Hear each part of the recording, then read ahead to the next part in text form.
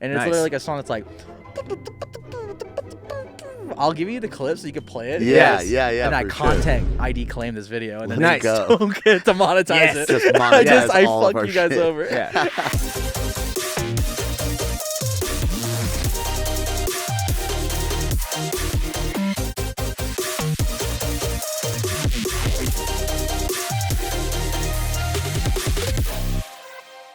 What is up, you guys? Welcome to another episode of The XLNT Show. We are here with the one, the only, Raymond Volpe.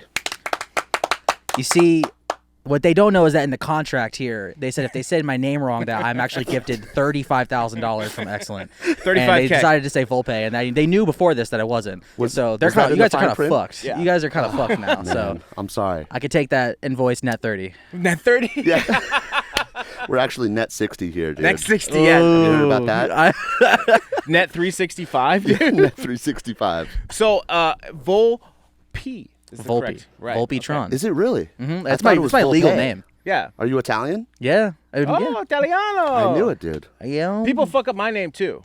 Because my last name is pronounced Who Ferrari. fucks up your name? Everybody. Really? But it's Ferrari. That's fire. But my last name is spelled with an E instead of an I. Interesting. Yeah. Okay. I mean, I feel like it's still, I would get that. Yeah. Yeah. People go Ferrari. Ferrari. I've gotten Velope. Velope. You're adding Velope. extra letters. That's insane. Yeah. I kind of like that. First name N. Is it cool to like have an artist name that's your actual name? I like it because I didn't have to have a conversation about SEO or anything. Oh like my I'm like, gosh, yes. I'm just good to go there. But at the same time, it makes the low points way harder because then, like, when my career was kind of not at the highest point a couple years ago, it's like this hurts extra because it's not hurting artist name, it's hurting me. Like, that's me. So everything that happens, I take it personal, positive and negative. So Interesting. there's no layers of onion, right? Yeah. It's literally just you. Everything is just me. Because I feel like, you know, like I feel like Dylan Francis is like a goofy guy, but that's him. You know what I mean? Yeah. Porter Robinson's very, you know, like a combination of like anime inspiration and Japanese culture and all that stuff. It's very him. It's all like stuff that he loves. But that's him, you know. Yeah. For me, I'm everything that I represent as myself as well. Whereas you have like you have Death Pact. It's like, you know, whoever they are, that's a brand, you know. Like that's a look, that's a style. You know, I'm sure that Death Pact's at home eating some popcorn, vibing. Yeah, you know? yeah. Straight up on Earth. Yeah, Like, not on probably another on planet. Earth, more Yeah. than likely. For sure. You know, Rez doesn't have those goggles on all the time. Yeah, she true. sleeps with them on. Interesting. I never thought about that. So yeah, it's I never everything's thought very about it personal to too. me. What would you have like a rebrand? Were you ever thinking about a rebrand on your low points? I don't want to be on like the negative kick. No, but I never thought about it, but it was pushed upon me. Wow. And I rejected that idea. fought for it. I did. Nice. And it didn't work out with the people that pushed out on me, but it worked out for me. So. There you go. Hell yeah, dude. That's awesome, man. You believed in Thank you. yourself. Yes, the way to that's go. ultimately it. Yeah, I did. I believed in myself. Yeah. So I read online that you like started producing when you were super young. You were like 12 years old. I was 12. I was in That's 7th crazy. grade. Oh my gosh. Take us back. Yeah, how did that even happen? I don't have a time machine with me. Like, I don't know what you expect from me. Were you on like Did you find- recess, like making music Yeah. and stuff?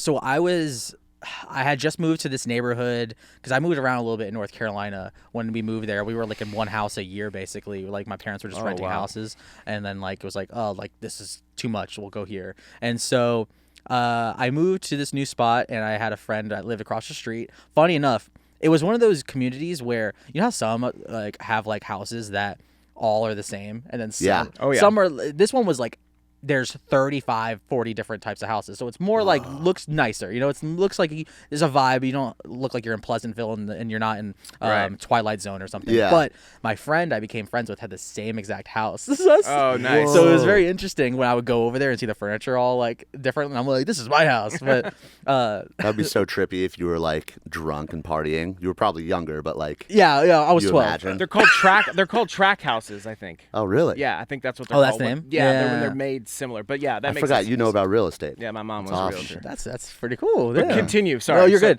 So like, you know, we became friends, and we're like, oh, we have the same houses. Let's be Let's boys. make dubstep. Like, so I don't know how the conversation came up with him, but I started making music because I started making music kind of making ideas like with him because I I was a video editor. I used to make Call of Duty montages. I would be making stuff in Sony Vegas and Premiere Pro, After Effects. Sick. I had some stuff on. There was like anyone that is in this like community would remember Cod Hut, which was like an OG channel where it was like people would they would upload edits and like montages from people, and I had one on there, which was really cool. It was like a big accomplishment.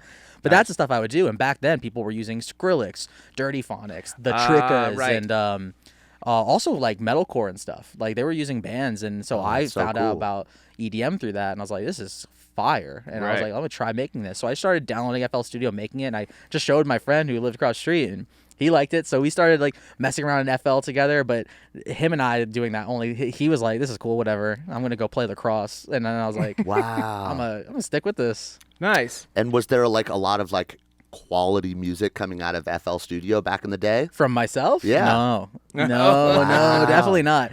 I was in FL for a year, and I really didn't like it, honestly. Yeah. The UI is not for me. Yeah. Like, there's a big DAW battle and war about it. I really think it's ridiculous. I think that they all do the same thing. Sure. Some have some exclusive plugins that you can basically almost make the same thing with elsewhere. Yeah. Maybe not when we're talking like Harmer and FL, or like, was it Maelstrom, the one that Square 4 shit and Reason? Like, okay, but then get Reason Rack and you could throw it in your DAW or whatever. Yeah, Rewire.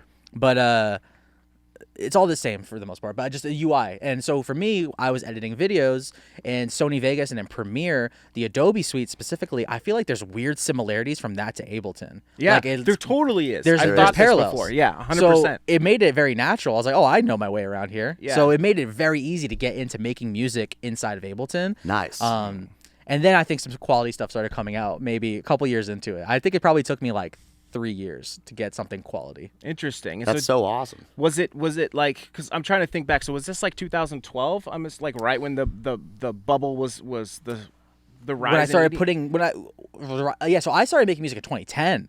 Oh, okay. I started so making music right before. Yeah, like, I started making like when My Name Is Skrillex came out. That was the shit that was in these COD edits. I see. And Scary Monsters. So Right. I was like, oh, I want to do this. So I started making music then. But yeah, I started making music, I guess, as Ray Volpe and stuff in 2012, and that's when I put out like this bootleg of Thrift Shop by Macklemore. Nice.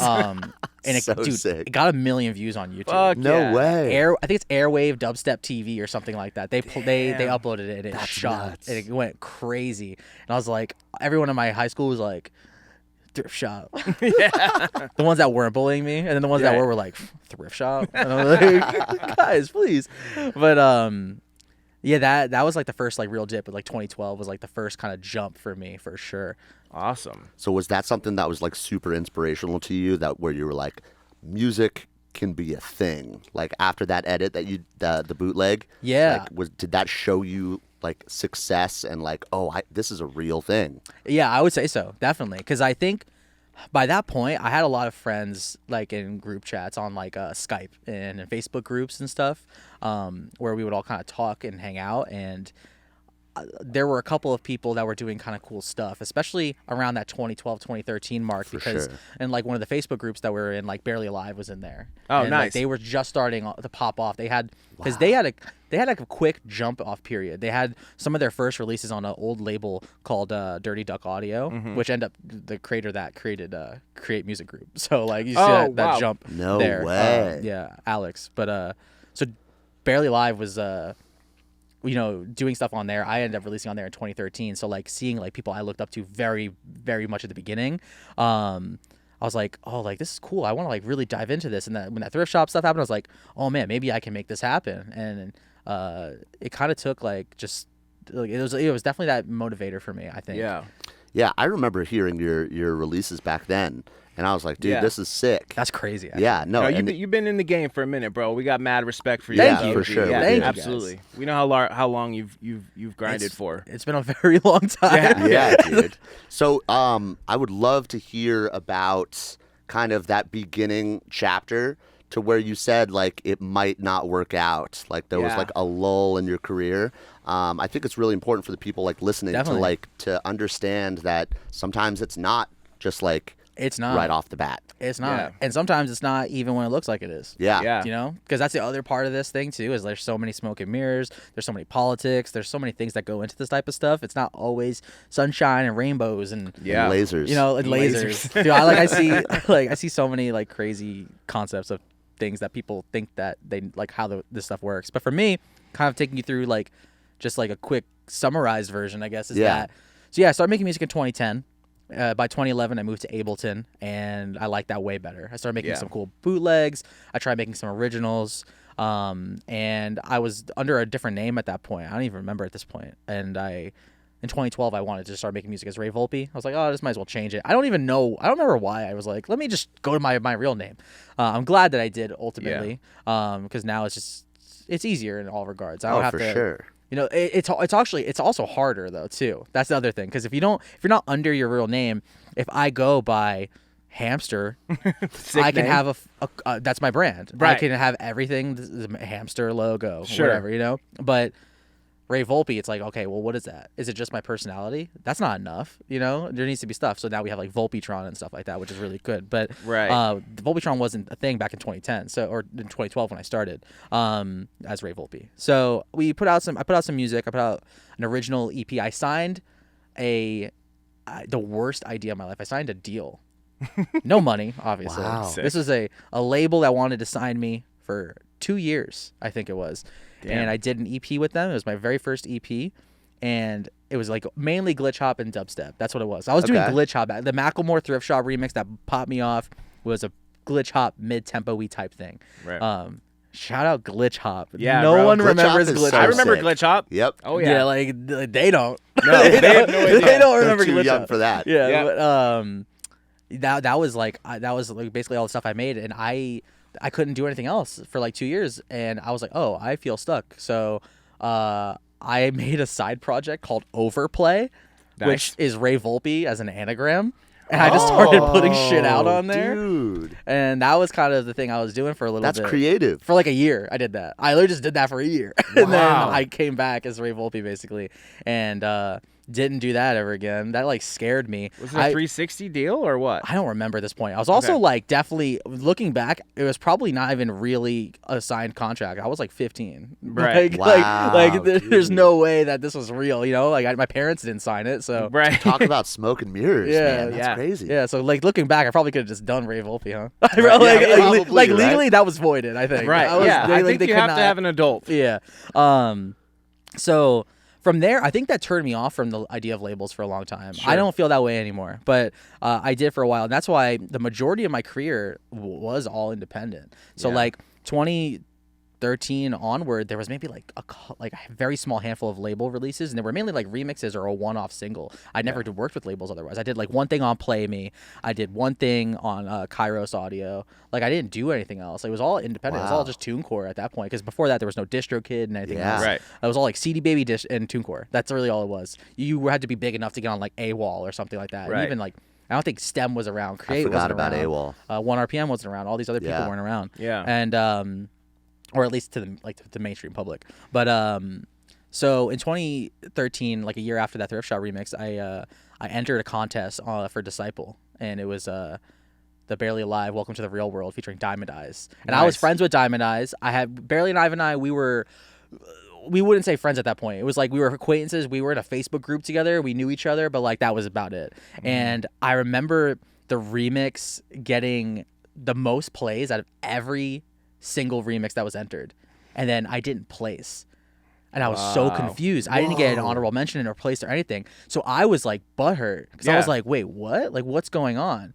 So it was like fixed or something. I know. I felt offended. I was like, wait, what? Like, this is the like I thought it had a good remix. The remixes that won, they were great, you know, but I was just confused that I wasn't at all involved in that. And I remember it confused me more, because then Disciple reached out to me after being like, hey, we want to actually sign this because Excision's playing it out. Oh, man. Yeah. Excision's playing it out, so he wants to put it on his compilation. So I actually end up having it released through Excision on the Shambhala compilations anyway, which was a cool win at the end of it, which was that was amazing. 2013, I have Excision playing my stuff. Or 2014, I think, that by that point. But like, they couldn't have you win the contest and get signed can't do and both. get played can't out. do both. I remember I found this out years later, because I swore they hated me. So I found out years later. They didn't even tell you at the moment. I asked why. I was like, why the fuck didn't this happen? And they were like, oh, it's because we felt like that would be wrong because we're like friends. Yeah. I was like, you guys saw me as a friend back then? Because I didn't know they looked at me as friends back then. So I was like, no, because I understand that. I'm not about like that I try to be very fair about those things myself, and like, so when I found that out, I was like, I didn't know you guys saw me as a friend. And they're like, man, they're pretty cool guys. And that's funny because back then Disciple was turning my shit down. It's funny because I ended up working with them for like a year or so. Yeah, that's so cool. Yeah, you did like a production tutorial too, right? Yeah, track breakdown. Yeah. Back then it's such an interesting thing. Like people, this is actually something for people. Like back then, when I like in 2013, 2014, when like, that happened and stuff, like I was sending out my music to like Never Say Die and Disciple, and they were rejecting me like crazy. I ended up only getting releases with those labels 2019 onward. 2019 was Never Say Die. 2020 I did Disciple. 2021 I worked with them for like a year and a half. But like, so for anyone out there that's like, I send my stuff to labels and get rejected, I got rejected for years. 2013, 2014 onward. So in like, you know, even Monster Cat I used to send my stuff to all the time back in the day.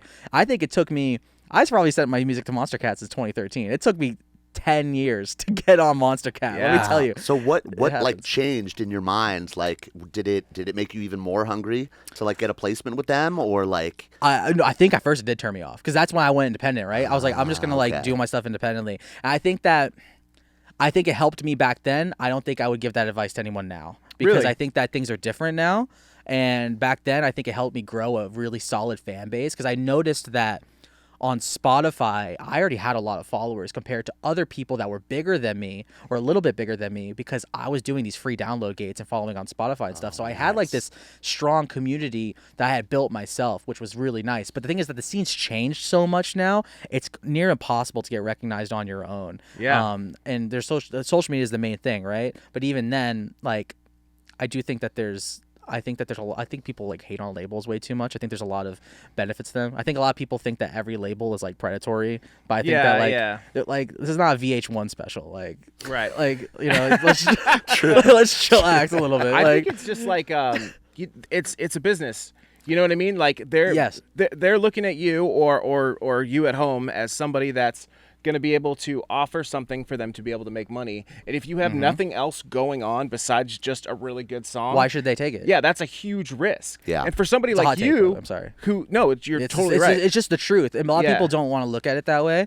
This is where we get into like the people will disagree with this or they think it's not fair. And at the end of the day, it's not fair. Right. But music is a business.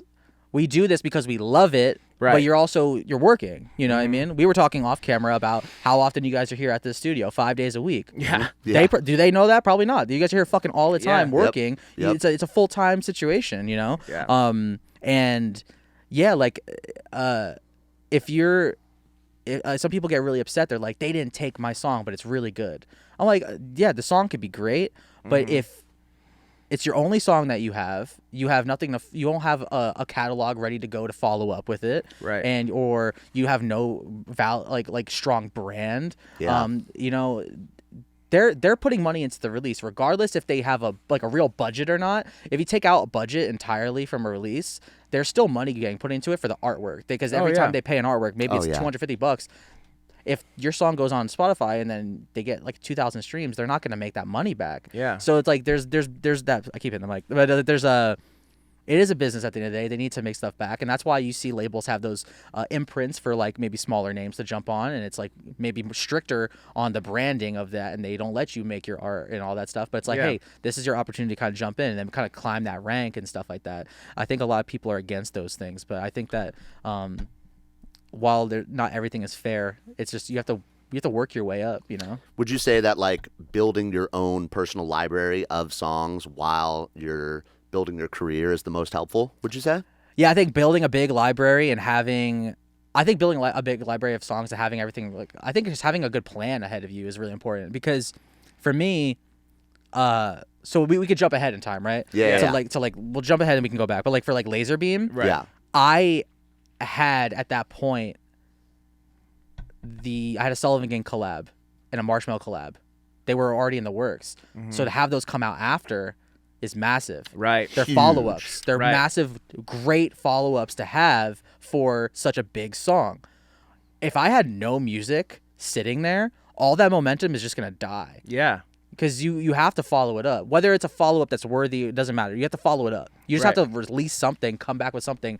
Hopefully that's something to grasp for anybody that they'll enjoy. And if you don't have a catalog of stuff, you know, that's why I'm like, I have like some people ask like what do I do? I want to start releasing music now. I'm like, well, how many songs do you have done? They're like 5. I'm like, no, get like 30. Yeah. Get a bunch of really good songs.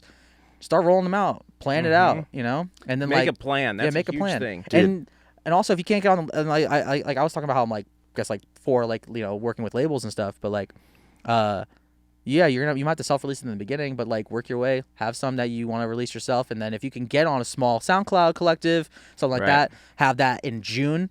Have a self-release that you put out yourself at the end of July, and then maybe you can get something slated in with an imprint somewhere at the end of August or in September, and then just like work around it. Yeah, dude, I feel like you would be sick at having your own label.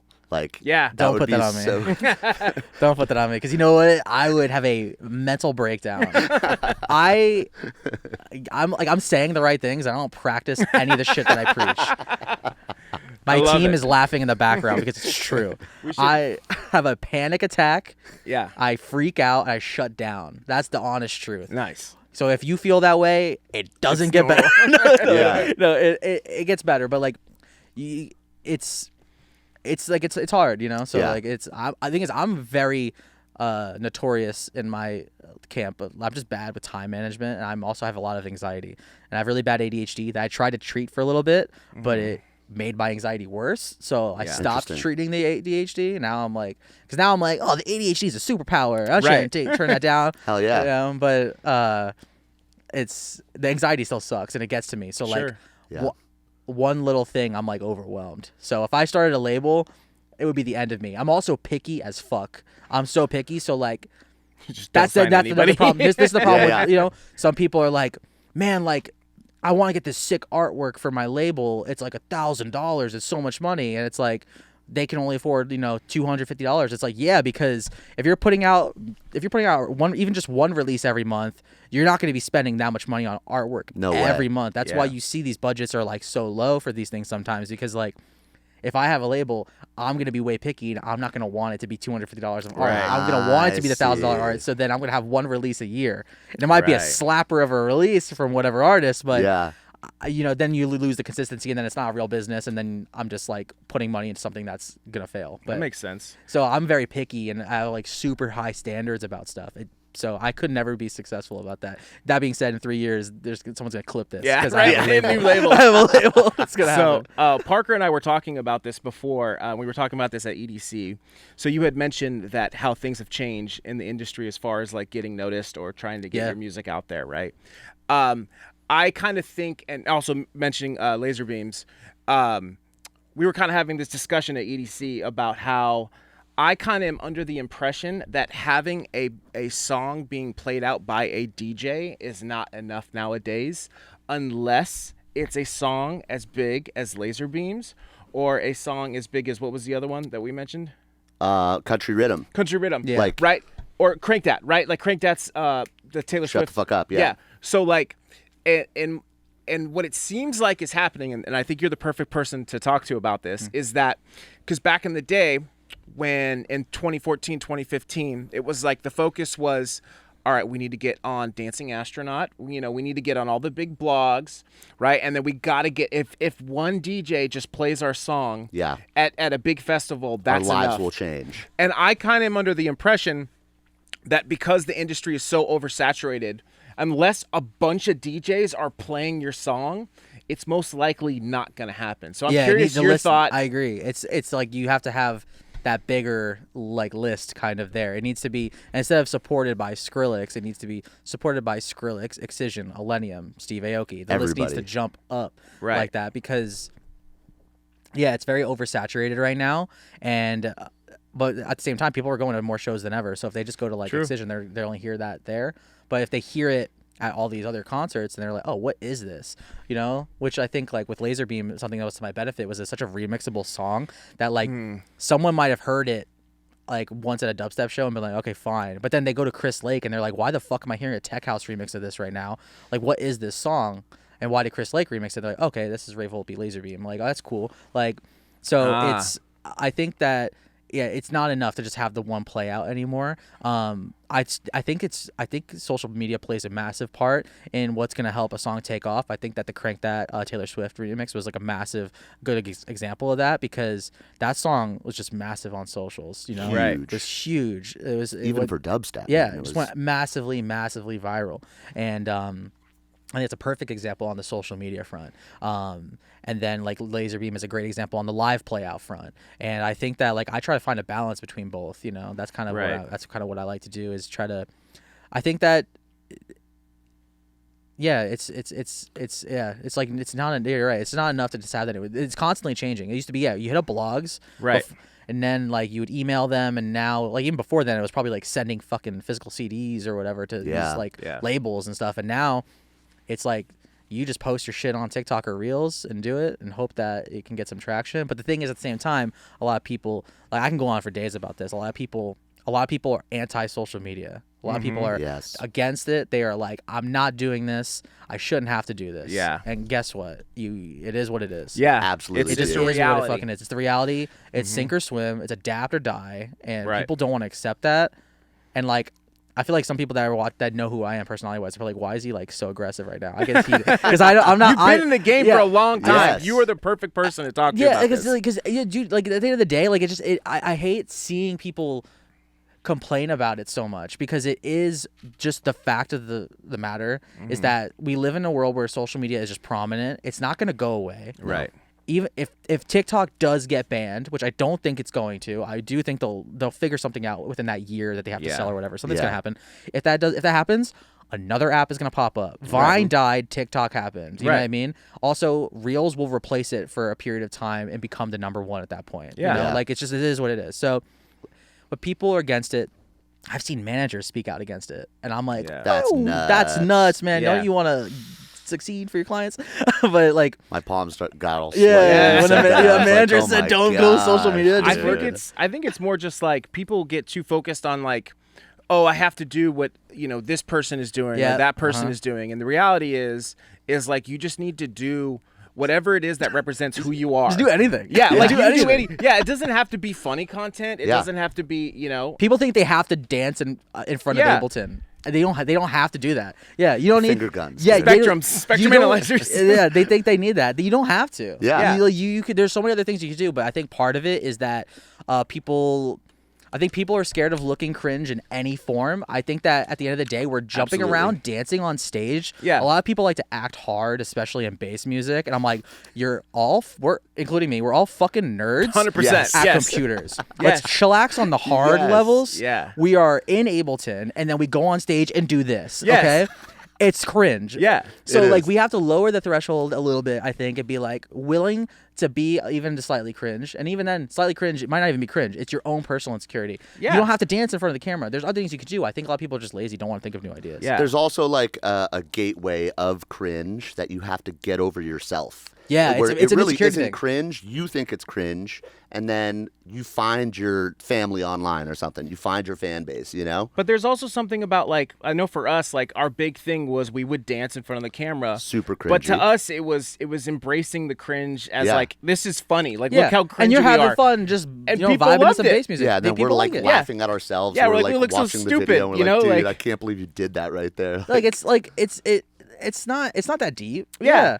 And then there's people that will genuinely like seeing your reactions. There's some people that are going to watch it maybe because they think that it's cringe, and there's people that are just going to hate it. Yeah. And if they don't like it, then this isn't the content that was for them. I think, I've never done the dancing in front of the thing, and that's fine. I don't have to. Right. Like you guys have so many types of different, avenues of content that you guys are able to distribute, right? Yeah. A lot of people just don't want to, and then they get upset. But that's the end of the day. Social media is like the main gateway for getting a track to be successful. It's that, and then getting a long list of playouts is helpful. Mm-hmm. Sometimes the thing is that's out of your hands. Right. Both are out of your hands. You know what I mean? Yeah. How did that happen? With laser beams? Like, is that what you were going to ask? I'm sorry. That's exactly what I was going to say. Yeah, like how did that take us through that whole process? Was it an overnight thing, or like what was the process? The virality of it was overnight. Okay. But the process was a little strategic for sure. Oh, great. I made that song in November 2021. Okay. I started playing it out immediately. Second track of my set. Mm-hmm. None of y'all gave a fuck. No one cared. Oh, dude. No one cared. No, people liked it. It got really good reactions at shows. It got like that from the crowd, which is great. But it wasn't. I was expecting it to be a big Ray Volpe song, not a big EDM song. You know what I mean? Not so you believed in it. You believed in like this is a banger. Yeah, I was like this is a banger. This is gonna be a successful song inside of the Ray Volpe fan base bubble. Nice. You know, like I have a song called Elastic VIP. It's popular within my fan base. Right. The average dubstep person does not know this song. It's just a popular Ray Volpe song. That's it. Got it. I expected that, and so I had emailed Excision because at this point we weren't as close as we are now, and now we're like more friendly. Back then I just had his email, so I would just be like, I sent him a song, he would respond like, "This is sick." He would always respond. I'm like, "Thanks, man."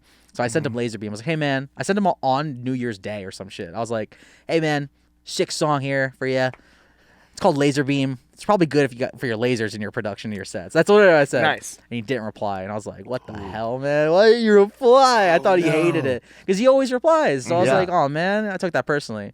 And then at Thunderdome a month later, I had played, and I had seen so many. At this point, I've seen so many Excision sets. It's like maybe 4 minutes into the set. It's been a long day. I had played earlier in the night, so I'm like, "Oh, let's head out. We're out in front of the house. We're about to leave." Like, all right, we saw good, but let's go head home.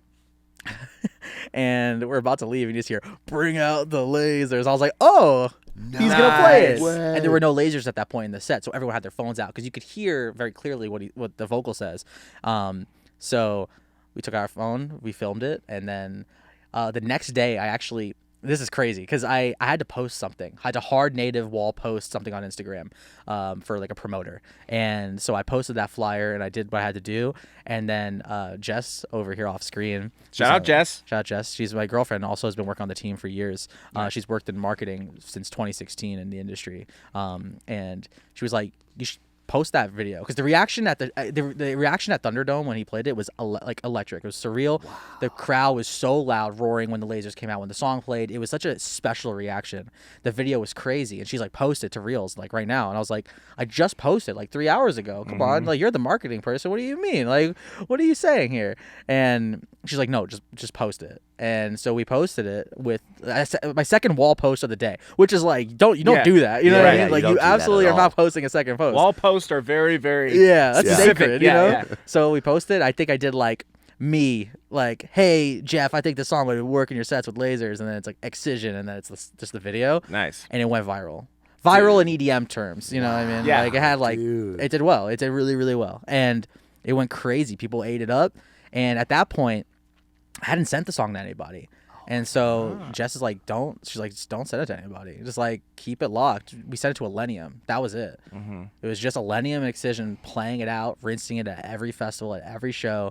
And those videos, because they have production, super high production at their shows, every video that get posted, we get thousands, sometimes hundreds of thousands, some of them millions of views. And they had lasers in all the videos. Yeah, they had lasers in all the videos. So people were going crazy about this. And yeah, it's partly, obviously, because there's these lasers here. And then, but half of the comments are always like, "What fucking song is this?" So, and then it's like, "Oh, it's that Ray Volpe song. I think it's an Excision song." "No, it's a Ray Volpe song. Laserbeam," you know? Oh, that's and awesome. So, is that Ray Volpe lasers? Like, what is this? And then it was still an ID at this point. It was still an ID. Not released it. Yeah, right? not released it. Not signed. It wasn't even signed at that point. Nice. But at that point, I was exclusive with Disciple, so I knew it was going to come out then. So I worked with Disciple exclusively from August 2021 until January 2023. I don't know. I looked at her for confirmation. I don't know. We'll go with it. Yeah, we'll go with it. Because Laserbeam came out in June 2022, and then the remixes came out in January the following year. So January 2023. That was with them. So in February, it starts going viral. I already knew it was going to come out with them and stuff, but I just didn't know when. Like we hadn't talked about it or anything. And so my team were just like, "Okay, well, we should start sending this out." And she thought that I should send it out.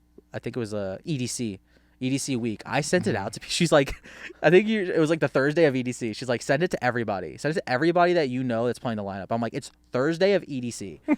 Everyone's sets are planned. Already done. Yeah. They're done. Not planned as a pre-recorded, by the way. Just planned. There's time-coded visuals and things like this. People the people like just plan out the sets. They know what they're gonna play. Right. You know? So I don't want anyone being like, "What do you mean they plan their set?" Like, I love how you clarified that, dude. But They know that their playlist is most likely like curated. curated. Yeah, they have it. And some people have time coded things. They have like their intros and like multiple moments in the set that are visuals already. But so I sent it to everyone I know. I sent it to like everyone I could play it out to. My manager started sending it out to Seven Lions and others as well that I didn't have contacts with. So like Jess and my manager Pat were like, send it out to everybody, you know. Was this Super Thread? Because remember that Super Thread email back in the day that was like had everybody?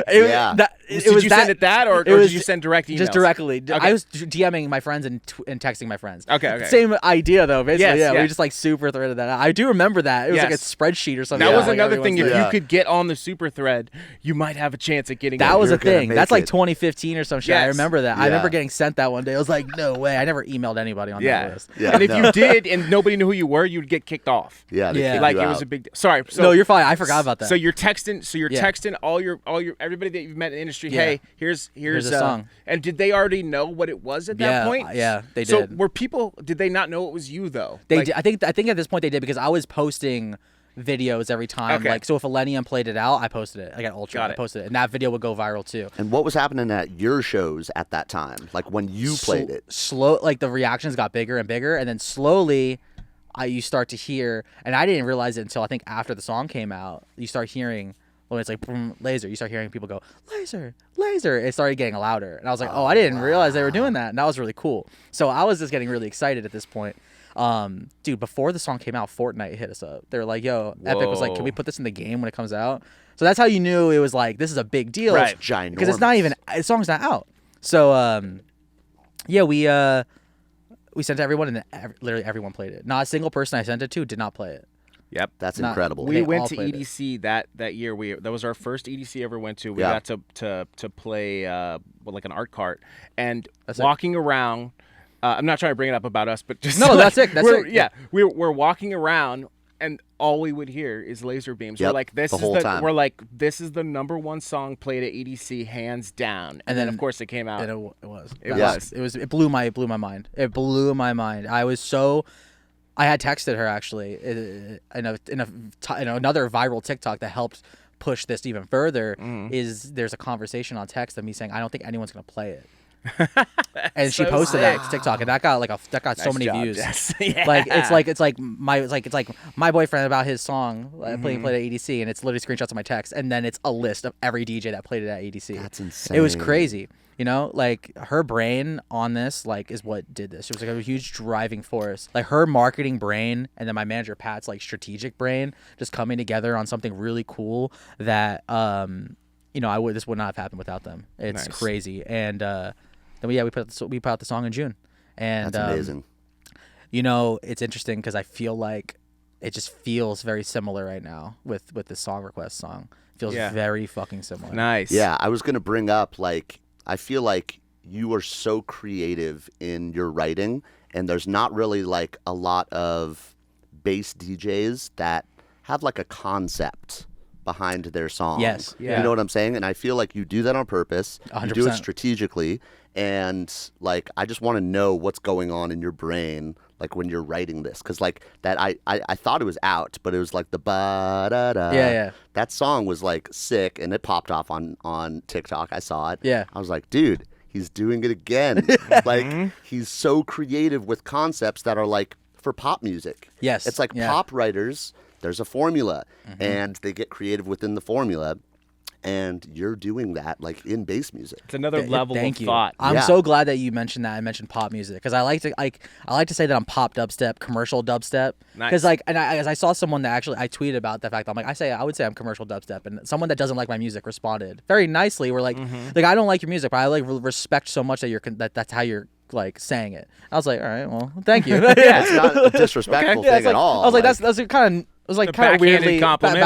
I'll take it because that is my vibe, you know. But I like to say I'm commercial dubstep. I love pop music. Pop music's so good. People that don't like it, shut up. You're lying. Yeah. It's good. It's good. It's pop for a reason. Dude. It's popular music. Yep. You know? I find out that's not what it stands for. It's like it doesn't? I don't know. I would be crazy. That'd be crazy. It's like poplar. It's gotta be. Poplar. It's popcorn music actually. Popcorn music. So you're on this level of like, I think, and I don't know if this was, I'm curious about just with Laserbeams too, were you thinking in your head when you were making the song, okay, what's like a cool thing that I could say, bring out the lasers, it seems like the strategy is to send it to Excision or send it to people that are going to have huge visuals. The word laser is going to be an extra added layer of being able to give somebody another sort of form of expressing themselves visually, right? So you have the song itself, and then you have the word laser too, which everybody loves lasers. They all sound cool, right? Yeah. And then also giving people the ability to create visual art from it. Yeah. Was that a thought too, or did that just kind of happen? Now it's a thought. With Right, everything okay. I've done since then, with like Happy Song, Eat, Sleep, Rage, See You Drop, Song Request, that's definitely a thought. Back then, I think because it sounded like lasers in the drop, I was just like, bring out the lasers. And then when I sent it to Excision, that's when the thought kind of kicked in. You're like, oh, this it was makes after sense. it was done, I was like, oh, this does make sense. And I think that's also partly why we were so gatekeepy about who we sent the song to. Sure. Because it's like, we're going to send it to the people that have the high production because it'll make sense and it's going to make it a bigger moment. So I think that was definitely part of at least the strategy of the rollout, marketing wise, was that thought there. Right. As for like creating these things and having that kind of creative like concept mindset, it's a very important thing for me. I think Laserbeam really kind of set that tone for me as well, because I love making songs that feel like they have a theme. I think a really good example of this outside of EDM, I listen to a lot of metalcore and a lot of rock music and stuff, and there's a band I love very currently. Ice Nine Kills is one of my favorite bands of all time. And no way. They started as like a ska band back in the day, and now they make metalcore that some people call it theatercore, because their music now is every song is inspired by a horror movie. And they like dress up and stuff. They dress up on like stage. They have like set props on stage. And so like the thing that popped them off, because they've been a band since 2000, I think. Yeah. And they just got popular like 4, 5, 6 years ago. Yep. Which is a long time. I feel like a lot of relation to that, because it's like I've been making music forever and things took off finally. But that band, they did an album, I think Every Trick in the Book, and every song was based off of a novel. And that's when they first finally got that breakthrough. And then the lead frontman, Spencer Charnas, like he's a huge fan of horror. So he's like, the next album, Silver Scream, every song is based off of a horror movie. And like it's down to like there's like synths in it that like it's like a retelling. He like explains the story and like the themes in the lyrics, and it's really cool. It's not like and that's the ring. Like it's not like, you know what I mean? It's just like, it's never like that, you know, but it's like it's like, not super literal. Yeah, it's just like about the themes in it and sometimes plot and stuff, and I love that. I think it's so cool that it's like these concepts that are in songs, and you don't see it that much in bass music. Maybe you get like here's a Halloween EP because it's October, you know, but like you don't get like full songs like that, I feel like. And I think Laserbeam was a big jumping off point for that, and that's why like I think for me Happy Song was a really good follow-up example of that, because I made that drop of the da, da, da, da, and I found that funny vocal. This song makes me really happy, and I was like, it makes no sense, but I kind of love that. That's the thing about dubstep, is that another thing about like the hard dubstep cringe level. I'm like, guys, the pre-drops in some of these songs, like let's bring ourselves down here. Like, this is the cheesiest vocal. Oh, for sure. But when I had that vocal, I was like, okay, well now let's make an intro that's very happy and bright, and then have it get scary and dark so it's ironic or whatever, and like that's the concept there. And you know, See You Drop is very much like the vocal just drop, drop, drop, drop, drop, drop, drop, drop. Like it's just something very catchy and repetitive, you know? It's just having these like these just different concepts. And I love that you're putting in that extra thought into your 100%. art. It's important. I like to put myself as like a gateway dubstep person, because I think like if you're showing to someone dubstep for the very first time, and they come from like only John Summit, or they come from House, they come from Dom Dollar or something, and you're trying to get them into bass music, you're not going to go, here's Sudden Death. Right. You're not going to do that because it's extremely niche and extremely heavy. Incredible artist. Right. I've known Danny for so long. He's such a great guy. He's one of the best that there is. But it's just a very darker niche sound. So I'm like, before you go there, you take a pit stop. Right. And I'm like that pit stop. You know, I'm like, here's Ray Volpe. It's a lot more commercial sounding. It's like Chainsmokery dubstep, or like you know, other examples of like this kind of sound I think would fall under like Eptic and Crank That. They're very commercial dubstep sounding as well. You know, it's like great kind of halfway points into getting into those more niche stuff like a Murata or a Sudden Death or Space Laces. More abstract, like you know, dubstep. Yeah. Thank you so much for joining us for today's podcast. We want to go ahead and take a quick second to let you guys know about our brand new pack, TEAROUT Volume 2. TEAROUT Volume 2 has over 120 Serum presets, from gunshot basses to long boy basses. TEAROUT Volume 2 has you completely covered. We even included 170 drop-ready bass one-shots with some of our hardest-hitting drum samples to date. Make sure you guys go click that link in the description and get your copy today. Let's get back into the podcast. So we were talking about you coming up, and then you're signing with labels, and you're also kind of like doing a lot independent. You're in the grind of pitching your music to people, hoping people play it out. It seems like you've dealt with, and I mean this in the best way, you've dealt with a lot of rejection in the industry. Oh, so big time. At this big time. At this point in your career, I would imagine, because you've had some success before Laserbeams popped off. You've had success. You were doing things. How did you deal with that, and what is the continuation of the story from where we left off? It was really hard. I think like I had a lot of every label I wanted to work with rejected me basically back in 2013 until 2019 basically. That's why I was putting out music independently. Like I didn't have a choice necessarily. I was struggling. I think that like the music was good, but the brand wasn't there. I just didn't have a brand. I didn't know how to use social media. I used social media a lot, just not well.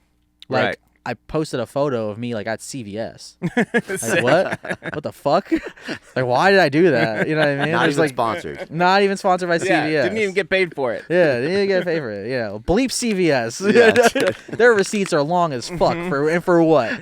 And for what? So you're posting. You're trying to grow on social media. You're posting pictures of yourself at CVS. I like the idea that the receipts either it's bad for the paper and environment here, but if the really long email, it's like as much power as like an NFT. Yeah, it's just exactly, killing the environment in a server somewhere. It's still causing some type of. It's still fucking with everyone. Yeah. But yeah, so like I wasn't using social media correctly to my advantage at all, and I was putting out music that was good, but that's basically it. So a lot of rejection, and I kept going because I didn't know what else to do. Like that was, and at that point too, to be honest, I didn't know I wasn't like I was growing just ever so slowly. It was like the lowest amount of incline. You're at incline 1 on a treadmill. You know what I mean? Like that's it. It was really, but I didn't notice because at this point I get signed to my first management company that I was at, and I'm around all these really cool other artists that were really popular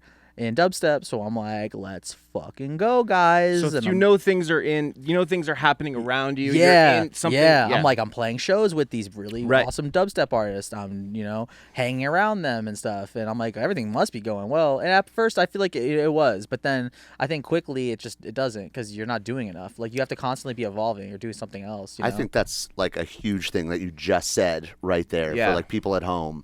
You were surrounded by successful like dubstep DJs and artists all around you, and it made you feel good, but there wasn't any progression, right? Yeah.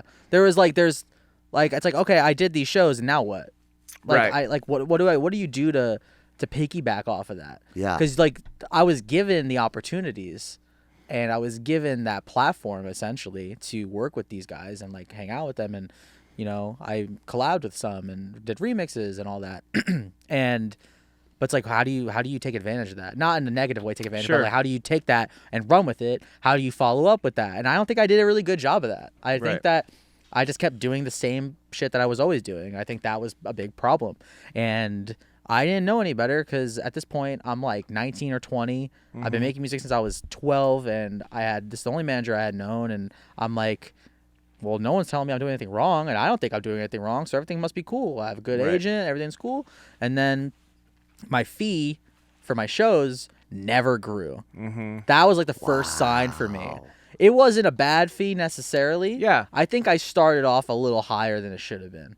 I will say, but it stayed there. Right. It stayed there for like multiple years, and I was like, what's going on, guys? Because like then more shows started happening, and I'm like, flights are starting to get a little expensive. And then I was like, that's probably temporary. It's probably not going to stay that way. But things start to slow down a bit. I'm not like in these. I'm not playing Lost Lands. I'm not playing festivals suddenly, and things are just not going well. And I'm like, what's going on? But if I look back, like I wasn't putting out A singles. I'm putting out like B songs. I'm putting out like, this should be an EP cut. This should be something that's on the EP that doesn't live as a single, but like It's good. It's just not amazing. Yeah. And I was putting those out as singles, and I didn't know this at the time. Like at this time, I didn't know anything. It's all looking back and talking to my team and stuff. And your manager didn't say anything. Nobody was telling you. No. Wow. And they kept taking dips, and I think that I was definitely on a decline. And then it got to the point where they were like, "Hey, look, you have to rebrand, or we're not going to work with you anymore." And I was like, "Wow, I'm not going to do it." I just believed in myself too much. I think that's awesome. I started to not though. I started to be really stressful. Of course. And same day that happened, I got a new manager. His name is Pat, who I've been working with ever since for 4 years now. He also manages Blank, who's another. He's a fellow Australian because my manager's Australian. But dope. We love Blank. And then Jess started getting involved in the project, and I got a new agent named Peter, who used to work at William Morris, and now he's at Mint. Nice. And it's the dream team. Right. Peter, Pat, Jess, like they have changed everything for me.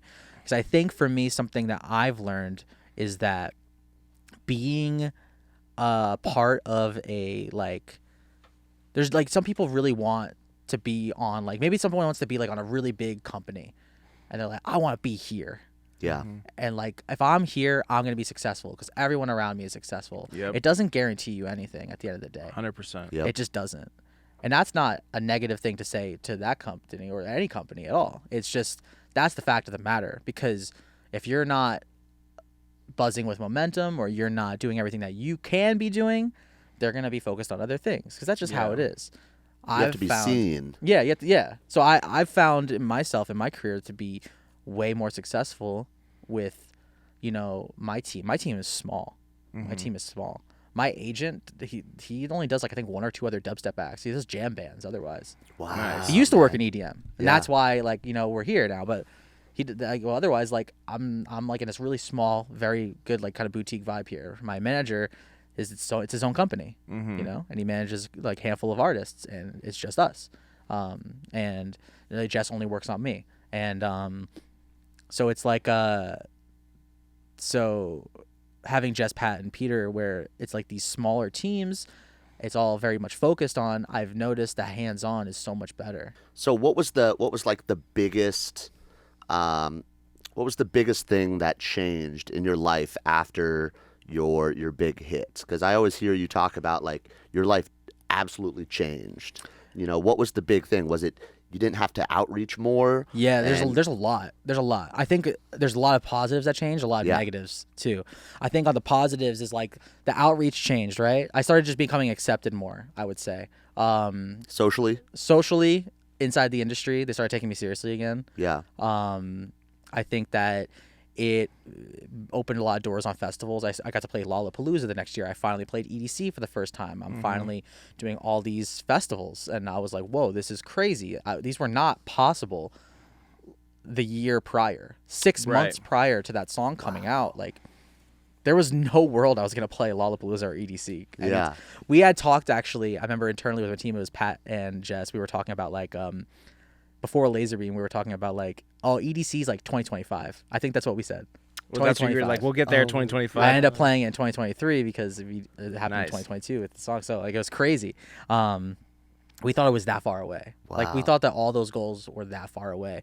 So much has become more possible because of that. Not only that, but being able to work with labels and stuff now, because I have more to bring to the table on the business side, which is great. Then you have stuff that changes your life where it's negative, because my time management goes out the window. I start touring way more, because at the end of the day, I wanted to be seen as much as possible after that song came out. Of course. So I did Europe, I did Asia, I did America, I did everything. I did everything. I went everywhere. Man. I did festivals everywhere, and I did shows everywhere because I'm now's the time. That's time. Yeah. Just it's all go. Yeah. So I started being I can't get anything done that I need to get done otherwise. I wasn't able to make a song for 6 to 8 months. Wow. I was fucked. I was I can't create. I am screwed. I didn't know. The first song I made after was Happy Song and Eat Sleep Rage. Those two in November, right before EDC Orlando. The first bits of music I made, which thankfully those were big songs for me. Yeah. Like good follow-ups. I went. You were like well rested, right? I went dry for a while because it was a lot of pressure. You know, it wasn't. It was like a combination of like pressure to make a sequel follow up, but then also just pressure to make in general. Because I'm just like on the road a lot, coming home, I'm tired. I don't want to make music. Yeah, and to this day, like I said, I don't practice what I preach myself. Like I'm so lazy about stuff. And it's really bad. It's not even funny. It's really bad. It's really bad. Maybe it's also like, you know, creativity is like, I think of it as like a gas tank. Yeah. And if you go out and you're touring and stuff like that, even though you might not be like doing creation things, it's like depletes. empties that tank. Yeah. And sometimes you have to take a moment to like allow that tank to fill up again. It takes too long to fill. Because it'll be a month of me doing nothing and it's not filled. It's not even at a quarter tank at that point. It's at, why are we at a 10th full? It's been a month. It's so that truck tank. Yeah. It's it's like you're pouring it out. It's like it just drops. So like I'm like, I know like it just got really hard to manage time and to feel like I can get stuff done and to just like not like I was having stress, panic attacks, anxiety attacks. I was just I couldn't handle it. Wow. Eventually it just got easier over time because he got used to it. Yeah. And then also I think Pat and Jess, they didn't know how bad it was. Well, Jess knew how bad it was because she was on the road with me. Right. But Pat didn't know how bad it was at first. My manager, he didn't know because I didn't want him to know how bad. Yeah. And then eventually it just got to the point where we have to talk. You know, let him know. The thing about him too, which is an incredible manager and an incredible friend thing, is that when I told him at first that it was like really bad, we had like another 30 shows lined up that were already announced. He's like, we'll pull it all if we have to. 30 shows. And he was like, he was ready to pull it all. He does not care. Wow. If he pulls it and like there's no now, because at that point, for anyone that's watching at home, like there's no commission on that. Like your manager gets like a cut of what you make. He didn't care. Right. It was me first, and he very much That's cares amazing. about my mental health and my mindset. Like in today, like if we had something really big happening, like he would just pull it. It doesn't matter. It doesn't matter to him. He's a big strategic person and stuff like that, but he really cares about me, which is something I really appreciate that he was willing to do that. I ended up just doing all the shows and sticking through it. I think just even hearing him say that made me feel really good. Sure. I was like, oh, for me? Yeah. That's huge. You got to prioritize that like, mental health. Some people are everyone is different. That's something massive. I made a post recently. This is kind of related, like being like, how long does it take to wake up in the morning? When you wake up, how long until you feel fully ready, energized, and ready for the day? Yes. And someone very close to me, they were like no, it's like an hour or less. Like it's fine otherwise. Mm-hmm. And then I was sharing all the responses of like 3 hours, 5 hours. Yeah. Some people are saying more, and I'm like, it takes me like 3-4 hours to like feel like I'm ready for the day. And I'm like, yeah, like everyone's different. Some people like they can just get up and go, and like, you know, they can, maybe some people are really good at working through anxiety or struggling, and they can just like kind of compartmentalize things. Yeah. Some people could do that. I can't. I shut down. Like, so do either of you like shut down, or do you? I'm a 30-minute kind of guy. I'll wake up and just slam some coffee, have a big breakfast, and I'm like creative. I'm like, let's fucking go. I'm going to make some music. I'm going to go talk to this person. And it goes until like 2 p.m. and then I start like lulling at 2 p.m. Whoa. So can either of you just be like, I'm going to make music today? And then make music? We try. Yeah. We try to turn that on. I shut down for sure, and I take longer to get going. Like I have I'm curious for you too. Like I have this thing where if good things are happening in our career, it can also make me feel very anxious because it feels like it all happens at once. Like good things never happen like one after another. It's either like one good thing is happening and then another good thing happens and another good thing, and you have to like decide on how to like route that. And that overwhelms me a lot. That I'm the same exact way. Yeah. Because then I'm like, okay, well, I can't work now. Right. Yeah. I know people, I think like, I don't know if company does this, but I'm gonna assume he does this. Kyle. So yeah, I just we'll ask him. Little bitch, Kyle. I love him. He's a good friend of mine. Let me make that very clear. Some people don't know if we have actual beef, but we're fuck very Kyle. yeah. Something I think about him is because I know he's like a sound design person. Yeah. And he's very much a very musical. Like I feel like he's like, all right, Tuesdays is for sound design. I don't know if he's like that. I assume he's like that. Like Tuesday, I'm gonna sit down and do some sound design every Tuesday at 3:00. Right. And then he could do that. And I'm like, how the fuck do you do that? Because he's regimented. Yeah, I'm not. But also part of the problem for me. So I'm 26. I'll be 27 June 4th. Coming up. It's coming up. By the time this airs, it's gonna be right around the corner probably. Yeah. So like, I've actually never had a job. This is my only job. I started making music in 2010. I didn't get a part-time job in high school. I was making music. I dropped out of high school. I was bullied. I was like, I give myself 1 year for music when I dropped out, and then Excision started playing me out and all this stuff. So I was like, I'm gonna go with it. And I went on tour with Dirt Monkey and Jansen like a year after I dropped out. So I was like, oh, cool. Like this is cool. And I don't have like some of these like regiment responsibilities like in my head. You know what I mean? Yeah. Some of those things. I have social cues. Got all that stuff. The other parts that you learn when you get a job, those responsibilities, I lack all of those. Right. Not just me being very transparent and honest. Like I struggle with those things because I never had that. So like I can't get my I there's no like accountability on that side from me. I struggle with it a lot. Like I can't if I have something that's due on the 10th, you know damn well my team gave me like a third fake deadline. The 10th is not even the fake of the fake deadline because it's like I'm not going to get it done on the 10th. Yeah. Realistically, and the thing is I want to. Of course. So badly. For sure. Yeah. I so badly want to, but I just can't get myself to do these things. And like it's not an excuse. It's just I can't. It's just the way that your brain works. And it's I regret. That's part of why this is a random like kind of tangent. But part of me regrets like dropping out of high school because I think if I went to college, I would have it a bit better because there's that regimen of going to classes and stuff. Sure. Like I have no structure of my life at all. I dropped out of high school too, dude. So. But you're pretty structured, I think. Yeah. I think you actually. Are you giving me structured vibes? No, I am. He's not. I am not like structured. But he's also like super unorganized too in other ways. Like in other ways. And in instances, he's like very much like we got to do this, this, and this, and this, and this, and I'm kind of like okay, you know what I mean. But in other ways, he's also just completely not.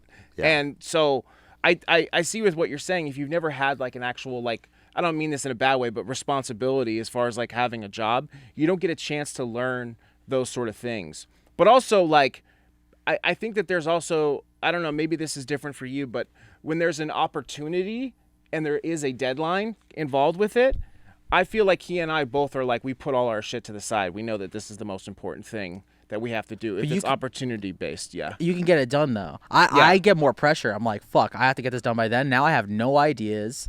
Mm-hmm. I'm like struggling because I'm like, I know this is coming up. I need to get this done. Yeah. Like I'm like, and then I shut down. I'm a bad test taker. I can know all the answers to the test, but then when it's there and there's pressure, it all goes away. Yeah. I'm not a very confrontational person at all because if I confront someone and if you like stole my hat, right? Mm-hmm. And I was like, I wanted to come up to you, but like, where the fuck's my hat? But then you like lied and were like, I never took your hat. I would probably choke up because I'm like, I'm just bad at like being like, no, I saw it. I have like, no, the footage is right here. I would like, that would leave my brain. Right. Like that would leave my brain. Interesting. I struggle. I just really struggle. I can relate to that a little bit too. It's like non-confrontational, especially with people that I really care about. Yeah. I don't want to lose people that I feel like if I have to have a confrontation with them that they're gonna leave. I'm a massive people pleaser. It's something I've been better about in my recent years. Yeah. But like it's something I really because there's like people I think that don't deserve my time or energy that I definitely give it to. It is a struggle. I think the main thing though that's like I'm noticing is like theme wise is like he and I have each other we both have the same issues and we both have the different strengths and different weaknesses. And it seems like with you is like you surrounded yourself with the right team. I definitely have that you need to help you get to that. Because you guys can balance each other out with right. that. Yeah. I think my team is the saving grace for me. 100%. Absolutely. Like there's no Ray Volpe without them. There's not. It just doesn't exist. It's huge. Yeah, and I think for the people at home is like Another thing I remember I used to trip out about is like, okay, well, how do I get a manager? How do I build like a team? And it's like, you shouldn't even be thinking about that yet if you're just trying to get your career going. You know what I mean? Also, I think a lot of people want to like pitch themselves to managers, but you should let them come to you. Yeah, let them find 100%. you. If you put yourself to somebody else, it's not guaranteed to happen, but like you're putting yourself in that position to have like the ball's not in your court. You know what I mean? You can like if you're going to talk terms or something, and just be a little bit worse on your end if you're the one putting yourself out there and pitching yourself because they're not coming to you. You know, so I always think people should let people come to them, and definitely not focus on just focus on building yourself as much as you can. That's something I think I wasn't able to do with like getting like being in high school and dropping out and then getting to go on tour right away. Like I think I skipped a lot of personal steps. So nuts. There's pros and cons, right? Sure. Like I'm like, oh, sick! I got to do this tour. I got to make a little bit of money, and I live at home, so that's awesome. And then, okay, what do we do from here? Do this. Start, monetizing songs on SoundCloud. Get a couple $100 or whatever. I'm like, okay, like this is cool. Now I have a little bit of like financial freedom in some way, and that's like, okay. Well, now I eventually have to grow, do some more shows, bigger shows, and then I move to LA and I have bills, and I'm like, I don't know what anything is. I just know how to do laundry. And I eat out. Right. So it's like it's like a lot of growing up early on that I feel like I missed out on from like lacking certain experiences, but then I gain other experiences. It's an interesting story for sure. Yeah, I always feel like I missed out on like the 4-year college experience. Yeah. Like the frats, I guess, or like whatever the college stories would be. Yeah, every time I see like shows or movies with college in it, I get a little sad. I'm just like, what is fun. this? Yeah. You know? Like, is it too late? I'm mid 27. Is it too late? What up, guys? Ray Volpe goes to college. Volpe, sir. That's another 30K. You keep ruining. It's per error, actually. Breaking the third wall. I'm sorry. Dude. One thing I want to bring up that I think that was really interesting is, at least I've noticed, at least in our career, is there's levels to this shit, right? Yeah. And for the people at home that maybe aren't having doing this full time, like in the sense of like there are people that do it full time, but like really doing it full time, getting paid and paying the bills. Yeah. There's a level that you get to, and then there's peers on that level, and then trying to get to the next level is just as hard as it was as trying to get to that same level. And with your career, it seems like that's where it was, whatever that level was. Yeah, I was stuck in like this like low mid tier. Yeah. Basically. And then it takes a lot to break out of it, because the thing is that the mid tier is the biggest like attendance. You know what I mean? Yeah. Sure. I think that because it's a lot easier for an underground artist to get discovered than it is for like a person that's in the mid tier, because the mid tier person can look washed. They can look washed. Wow. Like if it's easier to go from 0 to 100 than from 40 to 100. Sure. You know what I mean? Yeah. Because it's like it's a weird concept, but it's true. There's artists that like, and that's why you see so many people fucking rebrand like fucking crazy. Yep. Because then they're like, this is a new thing, and then it's easier to like market it as a new hot buzzing thing versus like, oh, they've been around for a bit. What have they been doing? Nothing. I kind of guess it's a dead project. So that's why you see everyone start over like 6 times sometimes, and then their 6th project finally hits, which is great if they finally can do it. Or some people maybe have 3 projects running at once, and then one of them takes off, and then they ditch the other 2, or whatever the case may be. I think it's hard. It's interesting because it's like, but then it's hard to break from like going from like low mid tier to the mid tier is hard, and then mid tier to the high mid tier is still hard. Yeah, and then going to high tier is like, that's like the impossible part. Yeah. It's like, unless you have a breakthrough song, and even then it's not enough. Like I don't consider myself a high tier act. You know what I mean? I'm like notable in bass music or whatever, but like, to break through out of that, that's like you gotta be doing like there's a lot of shit that has to kind of come into play there, and that's like where now we're trying to like have like these songs like song requests that's like cool because it's like not dubstep, it's bass house that can reach a lot more people, a lot more audiences. Laserbeam obviously hits so many genres, and then like trying to expand the shows how we can, so it's not just normally just a set or something, and then other things like that where it's ways to just expand the brand and kind of grow Yeah. So you do a lot of like visual stuff. Do you go hands-on Blender or like Cinema 4D, or do you kind of just oversee it? I oversee it. I'm like an executive producer in that sense. Cool. Like I have a bit of 3D background actually. I used to use Blender and Cinema 4D back in the day. With the COD montages, I did everything: graphic design, video editing, 3D work, everything. So I would dabble in everything. And so back in 2021 or 2020, I believe, I got linked up. This guy, Andres, he posted up a fan clip of one of my songs. I think it was Programmed to Love VIP or something, with these like VR goggles or something. Yeah. And I was like, it was a sick video, a really cool 3D video. And so I hit him up. I was like, hey, I would love to work with you. And we've been attached to the hip ever since. He's my boy. Like, he does all my 3D work, and he's gotten extremely good at 3D work. Dude, it's impressive. It is very impressive. Which I think, on the note of like my growth and social media playing a part, Andres is a huge part of that as well, because he's very much as a part of this team as Pat, Pete, and Jess are. Sure. Because Andres is the visual side of this project. Jess was the idea to bring Volpetron to life, because Volpetron was a nickname and a vocal tag. In 2015, I started putting it in my songs, because prior to that, I think in 2014, I had a friend. His name is Kai, not Kai Wachi, a different Kai. He was a rapper, and I hit him and another friend up. I was like, yo, guys, I need like a vocal tag, because Yo Skrill Drop It Hard just happened, and Kyoto by Skrillex. I need this. So they started doing like, hey, yo, Volpe, drop that bass.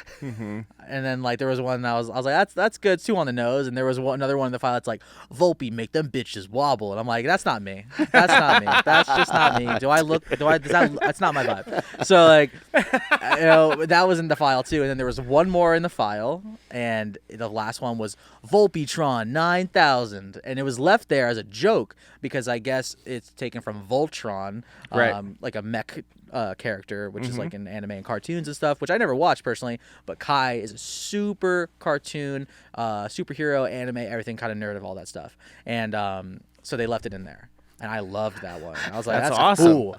That was the most authentic. Yeah, I was like, that's fire. So at one point I was like, you have like all these producers that have tags in their songs that are in rap, you have Mustard, Mustard on the beat, Metro Boomin, you have DJ Khaled. There's just, the list goes on. Yo Pierre. Yeah.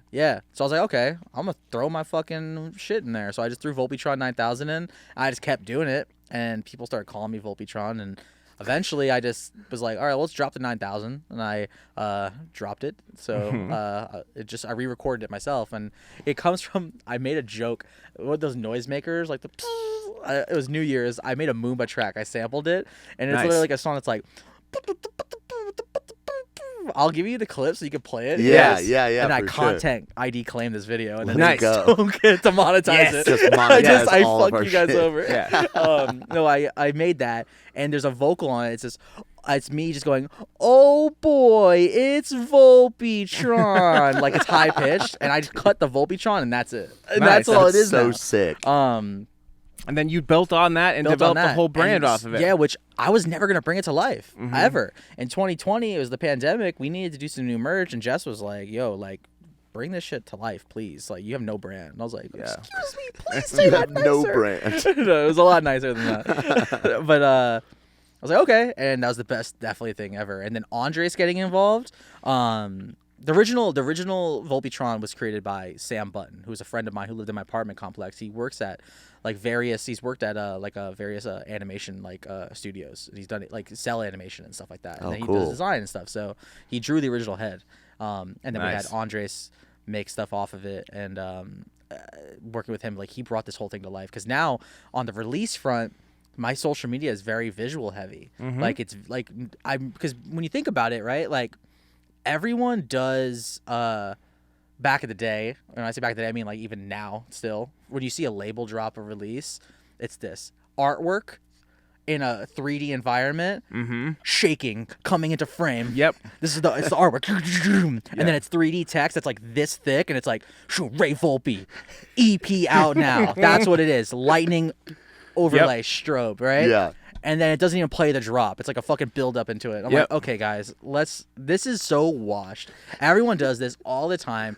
They're not engaging to watch. They're not fun to watch. Right. it's a template at this point because, which I get, like we go back to the business conversation. Sure. You can just save that in After Effects and then replace the artwork, change the color, change the text, change the audio file. Right. You're good to go. So I understand why they do that. Yeah. But coming from someone that was independent and mostly at the time trying to do things myself, I was like, all right, well, let's do this differently. People freak out at these Excision shows with these visuals. People freak out seeing these things. And it's like, why don't we just use something that we make? Like, why don't we get them to make something and we can just play it at the shows and stuff? And that was kind of the vibe. So I do feel like there's other people that do that now, which is awesome. I don't know if I started that trend. I'm not going to take the credit. We'll give it to you. Your future record label is gonna go crazy. Yes, I'm gonna make no money, but it's gonna look so sick. It's gonna be so high end. People are gonna be so engaged, and it's gonna go off. I think the biggest takeaway is just like the amount of thought that you're putting into your project and the amount of authenticity into it. And I think that that's a big thing because I remember when I was coming up, I was like talking to Brills, and he would just be like brand, and I would just get so anxious over what a brand is. And then when we started doing Excellent, we were just doing things that we just liked and we thought were funny, and then that naturally became what the brand is. It's like that's literally all it is just finding something that when they think of Excellent, what do they think of? They think, and then if they have that thought there, that's all you really need. For me, I have Volpetron. I got the robot guy, got the visuals, and it made sense because it was just it wasn't something that you were like, you were obviously like you were looking for it, but you weren't like trying. It just came. It fell into my lap, literally. Right. That's how it works, and I think that's the best way to have that there. I think that I think a huge part of my brand is just it's Volpetron, screechiness, pop dubstep commercially sounds, very catchy songs, and which is not for everybody. You know? It's not, which I understand that at the end of the day. I think that there's a lot of people that like my stuff.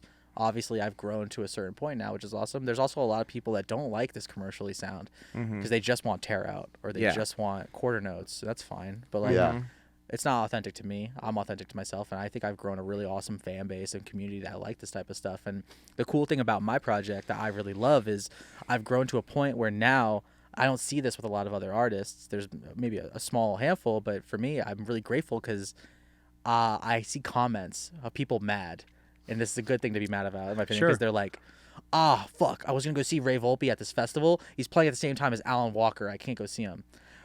You never hear that. You're not going to hear that with like other bass names because they're like, oh man, this bass name and this bass name are conflicting. They're clashing. I can't go see the one I want to see. But like I'm getting that. I got that with like people have said that about me and like Timmy Trumpet and stuff like that. Right. Like, that's so cool that I'm in that mix with these these mainstream, more popular artists that don't make bass music because I'm like, okay, that sets me outside of it, and it's a really awesome feeling. It's a really validating feeling, and it makes me feel like I'm doing something right. Absolutely, man. That's awesome. I agree. That's insane. That's been like one of the coolest things I think for me is like seeing comments like that because I'm like, that's cool that you can listen to both and like have that connection there. Yeah. I think one thing I'm actually curious to ask you now too is now that you've definitely have had a name, obviously, in the scene, and now that your name has gone to a new level, from going from somebody that used to get picked on in high school to the point to where you had to leave high school, have any of those people now seen your success and been like, "Yo, Ray, what's up, dude? Tell me about that." Yeah, I feel like there's that's okay to talk about. No, 100%. Because I would imagine there's like a pie chart, right? Yeah. Like there's like a chunk of the pie chart that's like 25% is like just people that are like, "We're happy for you." And then there's like 60% that's like, yo, can you like produce for me? I'm like, I don't open this, you know what I mean? I don't open it. Like, it's people that are just like, maybe they rap now or they want like a beat. I'm like, I'm not a rap producer. They want that clout. Yeah. I'm like, I'm sorry. It's not the right, I'm just not that guy. You know what I mean? I don't make funny. rap beats. But it's also funny. But like, it's that, and then the rest are just, I went to high school with him. Right. You know what I mean? But that nothing like just neutral. You know what I mean? So there's not like anybody that like maybe was like the biggest dick to you that's like, hey man, like I'm sorry, like can you get me into EDC though? Like I've had a bully reach out for guest list, but there was no apology there. He was just like, bro, you're fucking killing it, man. You get me tickets to a show. Did that feel validating at all, or what did you? I don't know how I felt. I think I laughed more than anything. I was like, this fucking guy. That's so funny. Yeah. Do you like to DJ more than produce? Ooh. Yes. You do. You like performing. Now I do. Okay. I think it's because of the pressure with producing that I've started to resent it slightly. Not resent it, but like I just have a lot more pressure making music. Yeah. You know, I have a lot of pressure putting. That being said, I have so much pressure putting the sets together. You know what? It might be equal. It's equal pressure for sure on that front because I'm working on my set until I'm about to walk on stage. Like I'm not prepared, even though I have time code moments in my set for visuals. Yeah. Time code for anyone watching. When you see a visual on the screen at a show and there's the lyrics on this and it's like matches, that's time code. Because basically you can link it up where you can have this. I'm trying to think of the most simple way to put this. Yeah. You're a VJ, so we're a DJ, disc jockey. There's a VJ, video jockey. They do the same thing with video clips, but you can have it so you can they can read the information on our side of what we're playing on our CDJs, our decks, and that can get fed to them, and they can see you're playing these songs, and you can link a video clip to a song, and you could have that video clip start playing at a certain point of the song. So some people, like, there's the myths out there where they see the visuals and they go, the set's pre-recorded because there's visuals up there. That's not the case. Well, didn't Deadmau5 say that? Deadmau5, he did, didn't he? Yeah, he just went out and he was like, if you see planned visuals. I think he misspoke. I think he misspoke. I think he meant pull that clip up. I'm pretty sure he was trying to say that they're pre-planned. I think he said pre-recorded. Okay. I think he meant pre-planned. I think he misspoke because he's a very smart guy. I think he knows that. You know? So I think it was a miss. I know a lot of people went crazy with that. Yeah. But I think when I watched it. Because I think he would have ranted more. He's a ranter. Yeah, he would have for sure. I think he would have ranted more about the pre-recorded aspect, but he didn't, which made me think I was like, he's just talking about pre-planned. But yeah, like you know, so we have the visual linked up. Yeah. There was a reason I was talking about that, the link. We're talking about the time playing code. Live, time code. So like I have time coded moments, which means my VJ should have like the set in advance to like at least know like a playlist of songs or know, hey, I'm gonna be playing 10 moments that are time coded visuals and stuff. And sometimes the day of the show, I'm like, I've got an extra one here for you. And he's like, cool. Shout out to Isaac, an incredible VJ. Nice. My touring VJ. I love him. He's a great friend. But so like I work so hard on these sets, like, because the thing for me is I think I turned a lot of people around on my sets recently, because before 2022 I didn't really do any doubles in my sets and I didn't really play that many edits. It was just songs. Right. And now people I've noticed turn around and people are like, I used to not like Ray Volpe sets and now I fucking love Ray Volpe sets. Nice. And I think it's because I do more doubles and edits and stuff like that. Wait, what's a double? I don't know I've never heard that term. So a double is this thing. So if you take Frank Sinatra and then you take Britney Spears, you put them together, that's a double. And you can actually get a double at In-N-Out.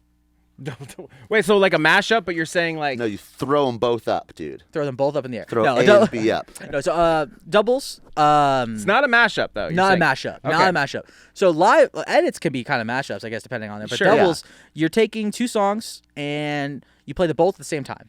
So the best way to do a double, in my opinion, the easiest way... Oh, let's get it. ...is to have your simple... generic quarter note dubstep song, just your 1 2 3 4.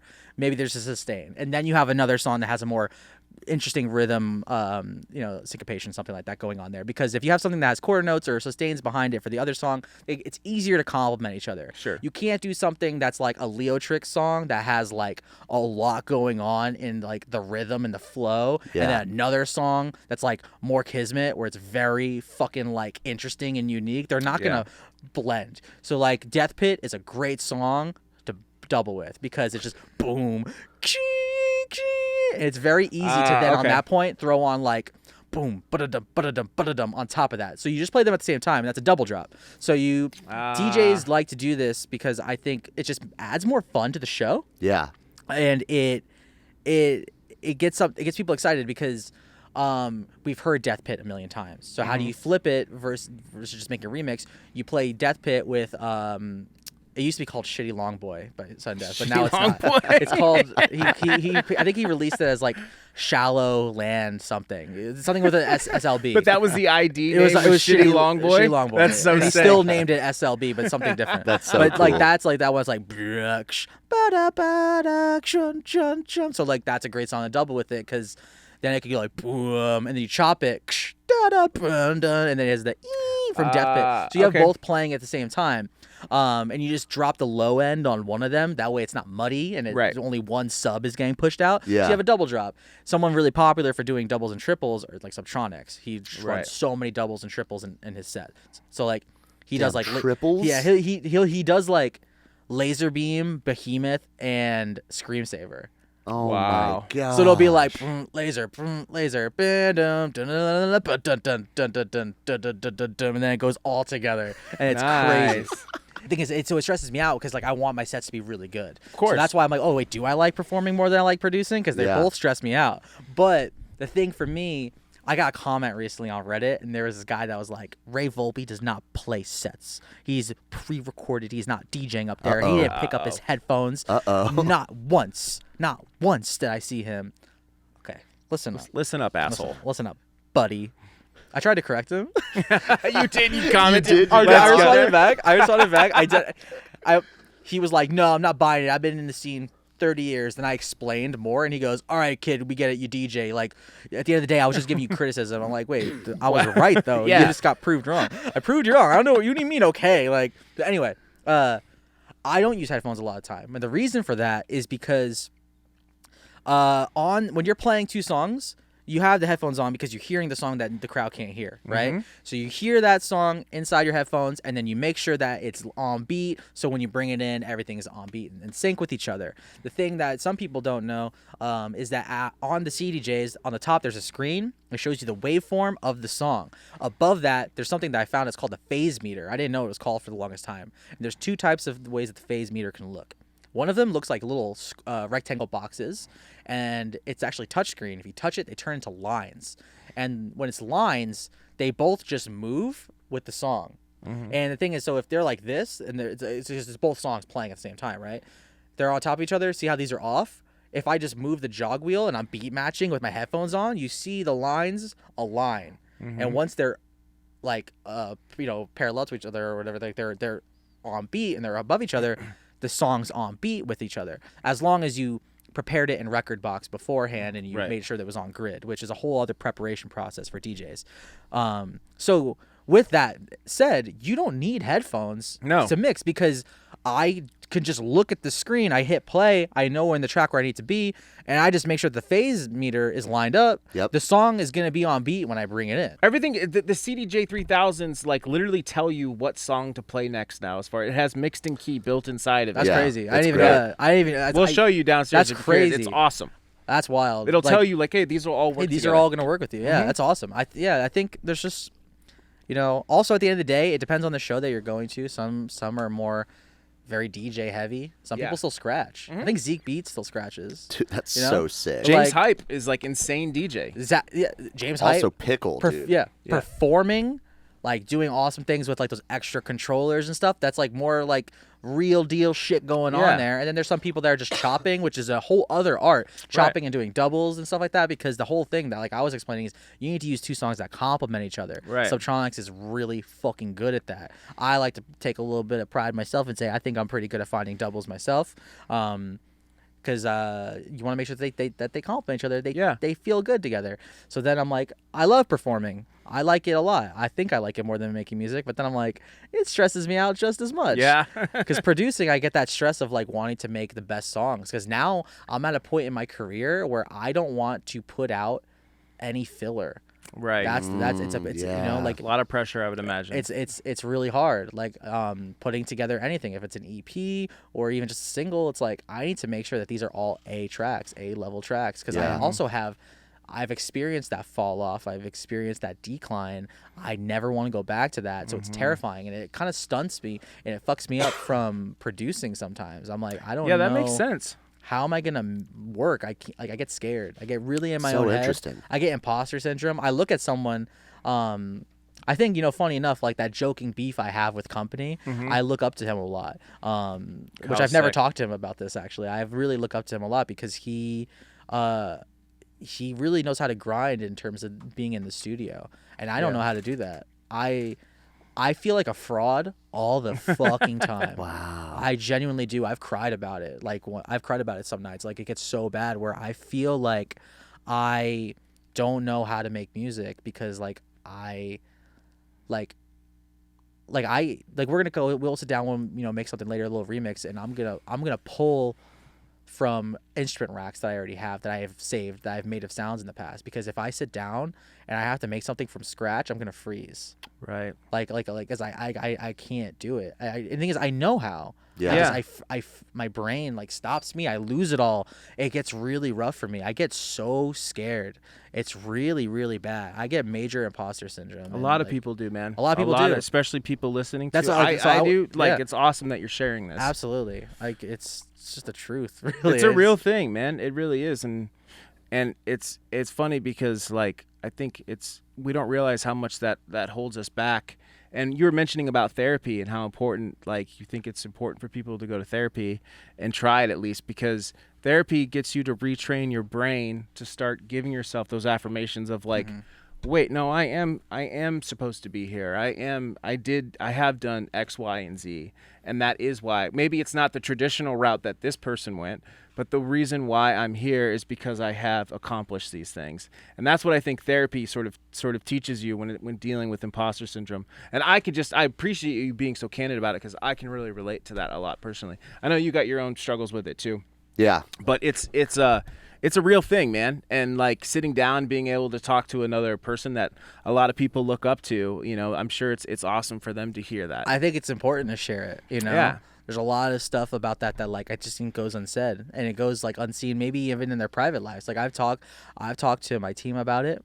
I've talked to my closest friends about it, and I think it's important too. Some people don't. You look at people like Avicii. We don't know how to the extent of how much he was able to tell anyone around him. Yeah. There might be reports about it here and there, but we don't know because we weren't there. We didn't live it. We also don't know him personally. Yeah. And we didn't get to know him. And then you see how that gets pushed over the edge too far. There's a realness in saying that, I know in our own experience, and it sounds like with you, is once you get either some of the dream or the dream itself, now comes in the fear of, so there's the fear of not being able to get it. And then once you get it, then there's the fear of losing it. Yeah, and sometimes that's what causes people to lose it. Yeah. The fear is enough alone. I could fumble this all. Right. Because of the fear. I fucking hope that I don't. It's just not guaranteed. You know what I mean? Something that I've talked about with my team is that kind of separates you from having the star factor. Yeah. Right? Is if you're how you navigate through it. I don't think I navigate through it well. That's my worry. That's my true fear. You know what I mean? Wow. Yeah. But hey, you know what? I'm gonna keep on trying my best. That's right. You keep working, bro. Keep on trucking. Keep on trucking. Yeah. Dude, that's awesome, man. Yeah. I think it's a fucked up system where I hate the pressure and I can't work under pressure, but then under the pressure the best stuff comes at the same time. So it's there's not a win there. It's all just a shrug. Yeah. I like shrug. You said shrug earlier. I like that. Yeah. I think I started telling myself recently in the last few years of working with artists that I might have been looked up to or nervous to. I started telling myself that I am good under pressure, not even knowing if that was a true statement or not. And I started telling myself that, because I've said it to you. Yeah. I've said it to him. I'm you just found out he lied. I know. Yeah. He was lying. But I believe it now. I believe that's it now. awesome. And you literally made that. Yeah, because there is moments where you can all freeze. If you sat down in a room with Skrillex and he's all right, jump on the computer, make me some sounds. I know for me personally, I'm gonna be dying inside. But if I remind myself that, oh no, this is where I thrive. This is where I live. This is where the best things happen. And practicing that enough to the point to where, even if we're doing a show or if we're working with another artist or working with somebody that is a nobody, it's no, this is where I actually come to life. This is where I'm at my best. Yeah. It really, really helps you in being able to sort of perform at that level, I think. That makes a lot of sense. I don't know if I'm there yet. You should lie to yourself, dude. Yeah, I gotta lie, because like when I'm in, like I've been in the studio with a couple of producers to like work on our songs. Like I worked with Nightmare in person, and I worked with Marshmello in person. Wow. And both times I'm so scared because, and I know both of them. I know both of them personally well enough to not be scared. Right. Like we're all like equally friendly, you know, with each other, and joking and bantering. But like when it comes to like the idea of like sitting down, I'll be like, I'll make the idea, and then I'll come over. Right. You know what I mean? Like I can't. Or like, you know, you send me the idea you got, and I'll work on it, and then I'll come over. We can fine tune it together then, because I can't sit down. It's so much pressure. Yeah, it is. It's so much pressure for me. Like the start a song in 10 minutes challenge. Yeah, not happening. Can't do it, because I'm like, I said, like I lose it all. It all just goes away in my brain. So like I have to start tricking myself somehow. Just tell yourself like I'm fucking Ray Volpe. I'm Ray Volpe, amazing. I did Laserbeams. Like that was the biggest fucking song of 2022. Dude, I do this. Yeah. You're a sick producer. Thank you. I think you're a sick producer. I appreciate it. Yeah. Thank you. I think I'm a sick producer. You know what I mean? I think you guys are pretty sick producers. Yeah. So like it's literally cool, like guys. okay, like I think that I recently we got in a session with Ricky for Nitty Gritty. We were like doing some guitar stuff with him, and I am not a good guitar player like at all. But I'm like I can write cool stuff. Yeah. And I was like sitting there and we're just like diddling around. And the first thing I did was just like something stupid. He's like, "That's fire," and I'm like, "All right, cool." Like it's like literally like it's that. It's like most of the ideas that we think are terrible. Like most people don't think that. Most people think that they're actually really good ideas. And sometimes trusting that sort of. I'm starting to get into doing some sessions more. It's something brand new to me. Like I got in the studio recently with my friend, and when I was working with her, I was like, "Oh, this is like." I get it now. Like she's a great singer, great top liner, great vocalist, songwriter, and like we were coming up with ideas back and forth on a song, and I was like, this is actually really helpful to like be with someone that like I can like bounce it off of, you know, when it comes to that, because like I struggle with that, and I was like, oh, that was really cool. And I think like when I was working both with Nightmare and Mellow, like I noticed that having that like bounce off from them was really cool. Because I was like, oh, like I should do this more. Like I should, just get in the studio and just like let's do this together more. But I get so scared at the idea. But then when I'm in there, it's fine. Yeah. It is scary. I mean, Marshmello doesn't get scared because he's got his helmet on, so he's you always can't smiling. see that he's scared. Yeah. You just can't see it. Yeah. Quick break from the pod. I just wanted to share with you that we have an exclusive link in our description containing hundreds of the most accurate remakes in the EDM industry. That's right. I said it. Not only that, we have organized folders containing hundreds of Ableton racks and Serum presets ready to be thrown into your project. This might be too big of a secret to share with your friends, so let's keep it between us girls. You're probably thinking that it's going to cost you hundreds of dollars to get these exclusive sounds, but you'll be pleasantly surprised to see how affordable it actually is. Hope you got a big enough hard drive. Check the link in the description called Producer Vault, and let's get you back into the episode. So we do a thing called baseball, or we came up with a new word for it. What was I calling it? Fastball? Baseball? Shootout?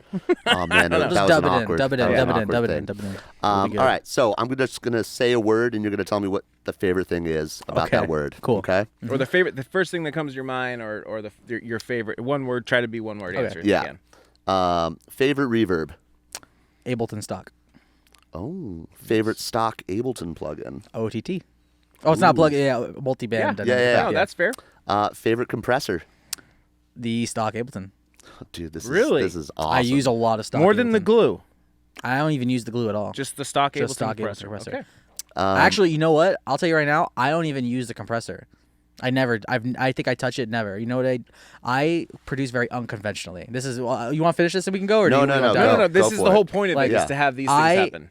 So, like, people will just, maybe they want to compress vocals, get them louder or whatever. I don't do any of that. I have a rack that I use on everything, and it is a reduce ambience to get rid of our gate. Right. I'll tune it with either Melodyne, real-time tune, or auto-tune from Antares, whatever it is. Yeah.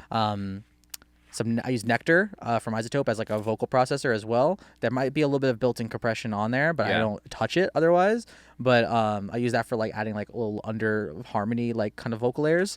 And then I use reduce ambience, which I think comes from the multiband dynamics. It does. And then I use OTT which I mess with the time, and I drop the low end output, and I have Camel Crusher on top of everything, set the British clean, and that is the rack. That's the sauce. That is it. I don't I like that. There's compression because it's multi-band, you know. Yeah. But I don't use compressors otherwise. I don't ever throw them on. Every now and then I'll use gain reduction from Joey Sturgis, which is a great. Interesting. I think it's gain reduction. We're just talking vocals though, right? Right? Just vocals. But since that's the same fucking rack. Nice. Just the OTT Camel Crusher with the reduced ambience there. I might add some stuff before it, like a VR crunch, or I'll add a overdrive, or I'll add some saturation or something. But I'm 90% stock. Simple. That's really cool. Love it. Yeah. What's your favorite soft synth? Like this in digital synths? Is that? Yeah, like a synth VST. Got you. Is hard synth analog then? Yep. That's a good knock on it. Soft synth, I would say Serum's like obviously the go-to. That's like I'll just say Serum. But if we're gonna take that out, VPS Avenger, underrated. Oh yeah, the Vengeance thing. That's It's a rompler, right? It's almost like a Nexus too, right? Where it's very much like a Nexus, like a Spire. It's very much in that same vein. Yeah, Russ, you know Avenger. Yeah. It's made by REFX. I mean, same people that make it's like the Dune, Vengeance shit, right? There's like Dune, Avenger, and Nexus. Gladiator, I think. Oh yeah, Gladiator. Yeah, I really want to get into using it. It's supposed to be really, really cool. I love it. I found out about it through Nightmare. There's a lot of really cool bells in there. There's a hidden game in there, weirdly. Really? Like a little weird arcade game, like 8-bit. But a lot of really good pianos in there to get that like super high-endy compressed Porter Robinson piano from like language and stuff. There's a really good one in there. We need that. You buy the packs too, right? Don't you have to? You can buy external packs. I think I just use the default on that right now, and I just will tweak settings inside of there, and I'll tweak because there's like certain automations on a lot of the plucks and stuff that you can mess with, and like modulators, and it's really cool. Oh, that's cool. We gotta get that. Yeah, I feel like it's time because it's like $600 or something crazy, right? I actually don't. No, that's Omnisphere. Oh, okay. Omnisphere is like $600. I think VPS might be like. I think it's like 200 or something. 200. Okay, yeah, we gotta look into that. It's the expansion packs. That's why it's $200 because you buy all the packs. Do you, if you don't mind, do you use Nexus too, or like are you big into using that at all? I was big on Nexus back in the day. Now it's Omnisphere, Spire, and Avenger. That's the main Nexus replacement for me. I think it's enough. That being said, I probably will get Nexus. A lot of synths, I jump into those plugins, and then for basses, I just do every single thing inside of Serum. Right. And Simplant too. I'll like resample something, and then I will go into like the oscillator effects in there, and then just change up that entirely and get like crazy new sounds, which has been a lot of fun. Yeah. But I for everything bass, I don't touch like Vital or Reaper or these other ones. Yeah. Faceplant, Synplant though. Yeah. Yeah. So that's dope. You're using Spire and Avenger, using that mostly for like your breaks and stuff like that to get like lush pads and shit. Pads, plucks, lead synths, stuff like that. I use a lot of those on there. Is that what you used for Laserbeams? The intro, that nice 80s like. Yes, I believe Laserbeam might be. That intro might be Spire, and if it's not, then it is Avenger. I don't know if I was using Avenger at that point though. But it's really sick. You get some really cool little pad pluck combos in there, like that intro with that ARP, that little stuff like that. But what I like to do a lot too is I love sampling flutes and vocals, like that. That's a flute that I just distorted like crazy with Little Altar Boy. Wow. I actually put Little Altar Boy on synths. Oh, that's a fun idea. I drive it. I use their built-in their saturation. drive is nice. Great, and I drop formants on like a lead synth, and you get these really interesting That's a cool results idea. out of them. I really like pitch it up an extra octave before you do sometimes. it? Wow. I just fuck around. I see what's going on there. Because the thing is, I like to use plugins unconventionally. Because I think I produce unconventionally. Like I said, I don't use compressors. Like a general compressor, I use OTT on the vocal, and like that's good. You know what I mean? Yeah. Like my master is like awkward. Like I do things very differently. I think because I like to think about things like there's so many different ways to get to the same destination, and I think that a lot of people tell you this is the certain way to do it, but it's not. There's other ways too. So I like to produce my own weird way, which is like I open up Serum and I fucking load up a sound that I made 3 years ago.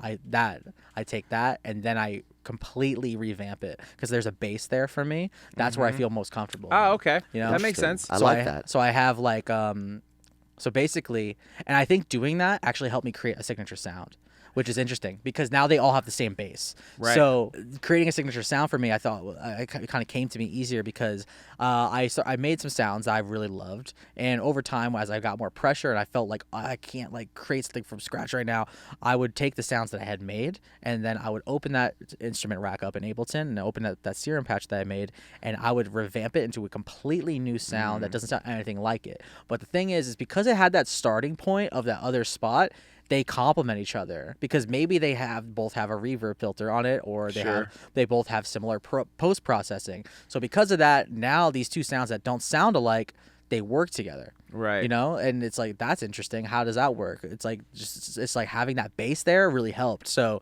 that makes sense. Now it's helped me create a signature sound where like all of my sounds are spin-offs and offsprings of my former other sounds. That's so how cool. all of my patches work. So like for me, what happened was, and I think I started this process in 2017 or so, because I had a hard drive failure. I lost everything. Oh, no. Damn. I lost everything. So when I did, I had to restart from scratch. So I started I made like 30 sounds from scratch, and then I was like, I'm so overwhelmed. I'm going to just take these sounds out I made and then just go into that patch and then revamp it. That's kind of smart though. That's a interesting. I don't think that's. I think that's actually pretty strategic. Yeah, I've never heard anybody else do that. Because now it's like, I want to make something that sounds like this. So I find one of my sounds that I've made in the past that sounds as close to that as I can, and then I go from there to get it to where I need it to be. And then I save that sound. I have a new sound, and then my preset personal library grows quickly because now I just like I think like I had like a growl turned into like a gun bass because it's like it's just doing stuff like that, Right. Yeah. That's funny because I think of you as like one of the better sound designers. Thank you. Actually. Yeah. So it's interesting to hear that your process is, yes, you started something from scratch, and I have personally. You had just asked him what your thought is on like presets versus not using presets. Yeah. But I would have had no idea that you're that unconventional in the sense of starting from like a scratch, a sort of starting from scratch, but not starting from scratch. Yeah, I started from. You're a sound designer. Like I know you. For No, your yeah, sounds. I'm very proud of the sounds that I've made. Yeah, and I think that it's all because of the fact that I like take advantage of myself. Yeah. Weirdly, I'm like, let me take advantage of this situation, not in that way, just like the way of like, let me like, use what I've made to my advantage and now try to create something new out of it. So I go in, I open up, like I'll label them by date now. So it's like April wet 6. You know what I mean? Nice. I open that up and it's this like sound. I'm like, cool. Now I change 3 filters. I go and change these oscillators, and I'm like, okay, this is almost a drastically different sound. I go add corpus to it. Yeah. It's completely different now suddenly. Right. And then it's like, cool. Now it's not even a wet. It's like a fucking, the corpus made it sound like a gun. So I'm like, okay, cool. So then I take it, add the LFO, and dun, dun, dun, dun, now it's a gun bass. It's something different. And I think that it really helps me. It's kind of like a productivity hack, if anything. It's kind of like a quickness thing, a convenience thing. Because now it's like I have the convenience of being able to get somewhere a bit quicker if I have somewhat of an idea, because then I can get bass down, like a bass line, not bass as in a music bass. Just like I have like I can have a foundation here. I started an idea recently, and I was like, I need this thing here. So I like threw the closest thing I could on from my own library, and I changed a couple things. I'm like, oh, this is great. And then I was like, oh, this is not what I was looking for, but this is a sick sound, so I save it for later. You know, stuff like that. So I don't have like sound design sessions. I do it all while I'm working on a song. Oh, that's interesting. I work on music when I'm working on songs. So when I work on a song, I usually like I'll have an idea, and then I will just open up a couple sounds I think are fitting in my head of that idea, and then try to lay out a flow for that, and then go from there, and then add the drums or whatever I can. When you're working with, Nightmare or Marshmallow, like, and you're saying you have an unconventional way of producing when you're in the session with them, has that caused any sort of halts in the production, or has it been like? I think they're usually like, dude, that's sick. I think it's just like, whoa, that's you're just cool. saying with just the way you're saying you're unconventional in the way, the sense of like you use different sort of style racks and you're using mostly old sounds. You mean that in the sense of yeah, okay. that and like, like I mix as I go. I don't have a pre-master. Like some people have like a pre-master and then they go and send that to mastering. I don't do that. I produce with my master on from the beginning. When I open a new project, the master is on the template and it's on. All I do is at the end I push the gain up as much as I can on my limiter until it's on the clip. That's all I do. So, and I produce like my kick sits at fucking 5 decibels over 0 sometimes. Nice. Because sometimes it's fine. I it think sounds good. Yeah. It's people like to be like, you cannot redline. Yeah. I think you can redline. You just shouldn't clip, like audibly clip. Yeah. That's the thing. I agree. If you can. It's also, I would also argue in some cases with dubstep you can audibly clip because it might be the vibe. But I don't. Or I don't think I do. But like, you know, if you're in the red but it sounds fine, then you're fine. That's kind of how I like to see it, in my opinion. Some people might really disagree with that. Yeah. I feel like you guys probably could even disagree with that because you guys are very, I feel like, technical compared to me. Oh, that's really funny. That's really funny you say that. Our big saying is red is just a color, man. It is just a fucking color. So, but I am curious though when you work with like Nightmare, right? So when I think of Tyler. At least from what I've listened to him, he's very good at mixing, and it seems like I have never worked with him, but it seems like he might be a little bit more traditional style in the sense of like, okay, I need to make sure everything's -6 or Marshmallow. So like, how do you deal with that when you're in a session? That's where I'm also unconventional in that aspect because like, you know, they're a lot of producers like them. They're like, all right, this bass I took out like. At the 300 hertz, I like dipped. I took out a little thing there, and I'm like, I don't even know what you're saying. Yeah, I know what I'm doing in the DAW. Yeah, but I also am just fucking around most of the time. You know what I mean? And it's hard to explain sometimes. Where like all I do is I have all my basses for my drop. I put that in a group. I throw the EQ8, cut it off at 100, maybe 110, a hard cut. That's the only EQ on there. Right. I don't cut a little bit out of like this sound here and this sound here. If I need to cut out extra low end from a certain sound because sometimes it's still coming through, I'll do that. But you're not seeing me really cut certain frequencies out of sounds because maybe it's also a little too harsh in this area, because I feel that there's a common problem that people might run into, which is that they overmix. Yeah. And I hear songs where there are holes now and like the upper mids are empty because they're over EQing, and they're like, I had to take, the notch on the 900 hertz, and I had to cut this spot here, and I'm like, I avoid all of that.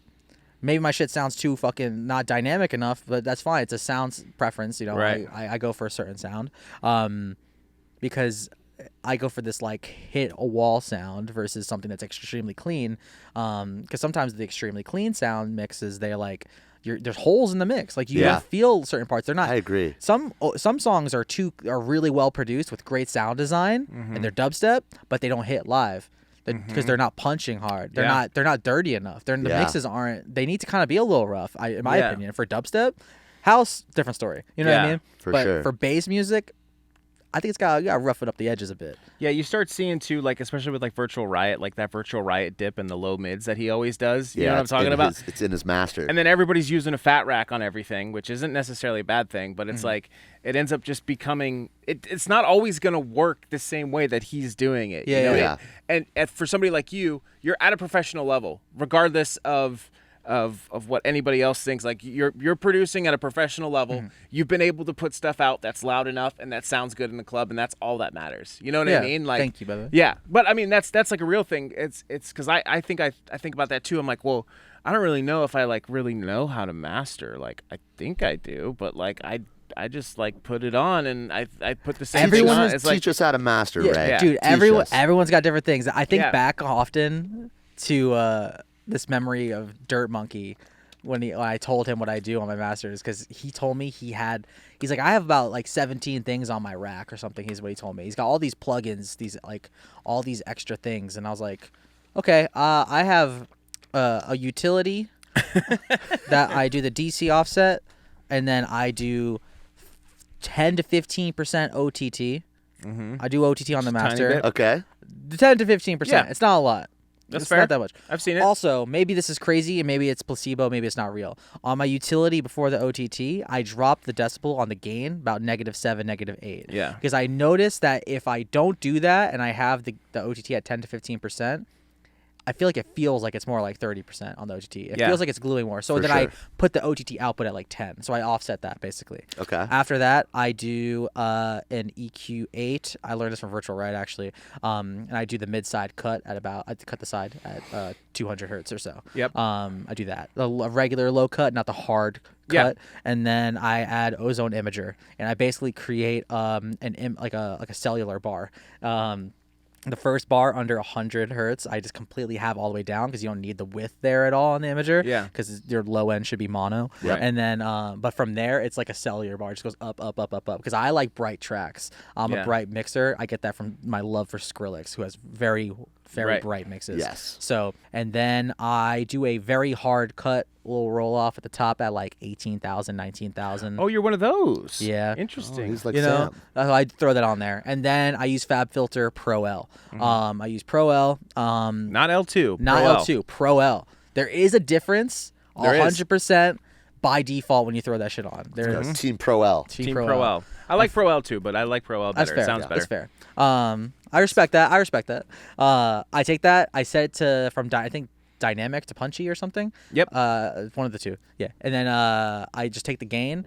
By default, on every project that masters on, it's set to 7 on the gain, and then when I'm producing a drop, I can get it to maybe 12, and that's where I'm at. My gain reduction looks ridiculous, and then producers will look at me like, "How is this happening?" And I go, "I don't know," but and you can't hear it, is what you're saying. You're saying you're pulling your limiter that much, and you're not able to hear it. Yeah, that's the thing. You don't want to hear the limiter. You just want it to make it loud, right? Yeah, I just try to make it loud, and it works out. And I think that's my master. You know, that's all I do, and that's mostly stock. Just it's like a lot of stock stuff with the imager and then the limiter, but that's it. And the limiter you can replace with any limiter. I think I used to use AOM for a long time, but I stopped the invisible limiter. I stopped after a while. But then there's songs like Song Request where I tried to get it a little cleaner. You know what I mean? Because that song, it being bass house and not being for the bass audience necessarily, I was like, let's get that a little cleaner. So I focused a little bit more on like making sure that like my side chain was like really clean, because I produce very quickly when I'm inspired. I'll make songs fast when I have the idea. Yeah. So I might get a little careless about it. Yeah.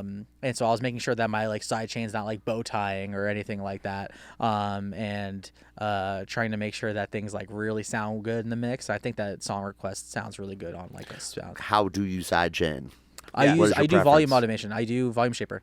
Okay. Yeah. Oh, you use volume shape. You said volume automation, so you tricked me there. So you're talking about utility or using volume shaper? Volume shaper. Sorry, yes, shaper box. I use that on a send. I have I just have it sent. I just replace my reverb and delay because I don't use sends and buses otherwise. I just use that. So you're A and B. So one of them is your So I got rid of B entirely. A is just sidechain. It's just interesting. And what I do is so if I have my bass group, instead of it set to the master, it gets sent to that send. Drop that all the way up, and on the top of my entire project, I have a MIDI file, MIDI channel, and it's called Trigger, and it's just a white MIDI that's turned off, really, because you can't even hear anything. There's nothing on it, and it's just MIDI signaling that it's a ghost trigger, and that sends to the send, and basically anything that gets sent to the send is sidechained. So for you, I think this is also an interesting question for people at home. They probably want to know, is at what point are you satisfied with the loudness? Like, what do you because you're pulling up your limiter quite a bit. Yeah. So, like, what are you shooting for as far as your tracks, as far as it's got to be at least this loud, otherwise I got to go back in and fucking bang my head against the wall. I'm an RMS guy, not a LUFS guy. I should probably switch. Ooh, okay. It's just the way I learned, judgment? I guess. Yeah. So, like, -4 RMS is the goal. I don't know what that would translate to in LUFS. I think that's close to -6. I'm not sure. Kian? I don't know. Jamie, look it up. Yeah, I'm not sure. But I just try to get it as loud as everything else that I've been putting out or as other songs around me. And even if it's not as loud, just ever so slightly, then it's okay because you can just turn it up. Okay, so what is your favorite collab? Oh, shit. That's a great question. I would say right now it's probably the Crank That one that's been unreleased that we're playing out. I love that Sick. song. Nice. And who is your dream collab? Probably Skrill. I think that's just the obvious answer. Hell yeah. Him or like if we're gonna talk like take him out because everyone says Skrill. Yeah. It's like Oledium probably. Oh, nice, dude. I'd love to see that. And then that would out be of cool. VDM, Bring Me the Horizon. Nice. Fuck yeah, dude. Those are my answers. FM from A or B? From A. FM from A. Yeah, FM from A. Okay. No way. Yeah. like all my that. YouTube, all my breakdowns, you'll see I do FM from A. That's Nice. so cool. That's one of my favorite questions that you have. Really? Yes, it's such a type fun- of person thing. Yeah. It definitely is. It is. It totally is. It's so random. And then audio or MIDI for your drums? I do only audio. I don't do any MIDI for drums at all. Only MIDI for synths and such. I don't even like. Interesting. I don't even like if I'm resampling stuff with audio at all. I don't throw it into like a MIDI, like a sampler or anything like that. What is a plugin that you use that we might not know about? Do you guys ever use the OG old Effectrix? Fuck yeah. Yeah. I That's wish one that I. Yes. I want to Yes. use it, but I don't think. Do you have to use it in Rosetta?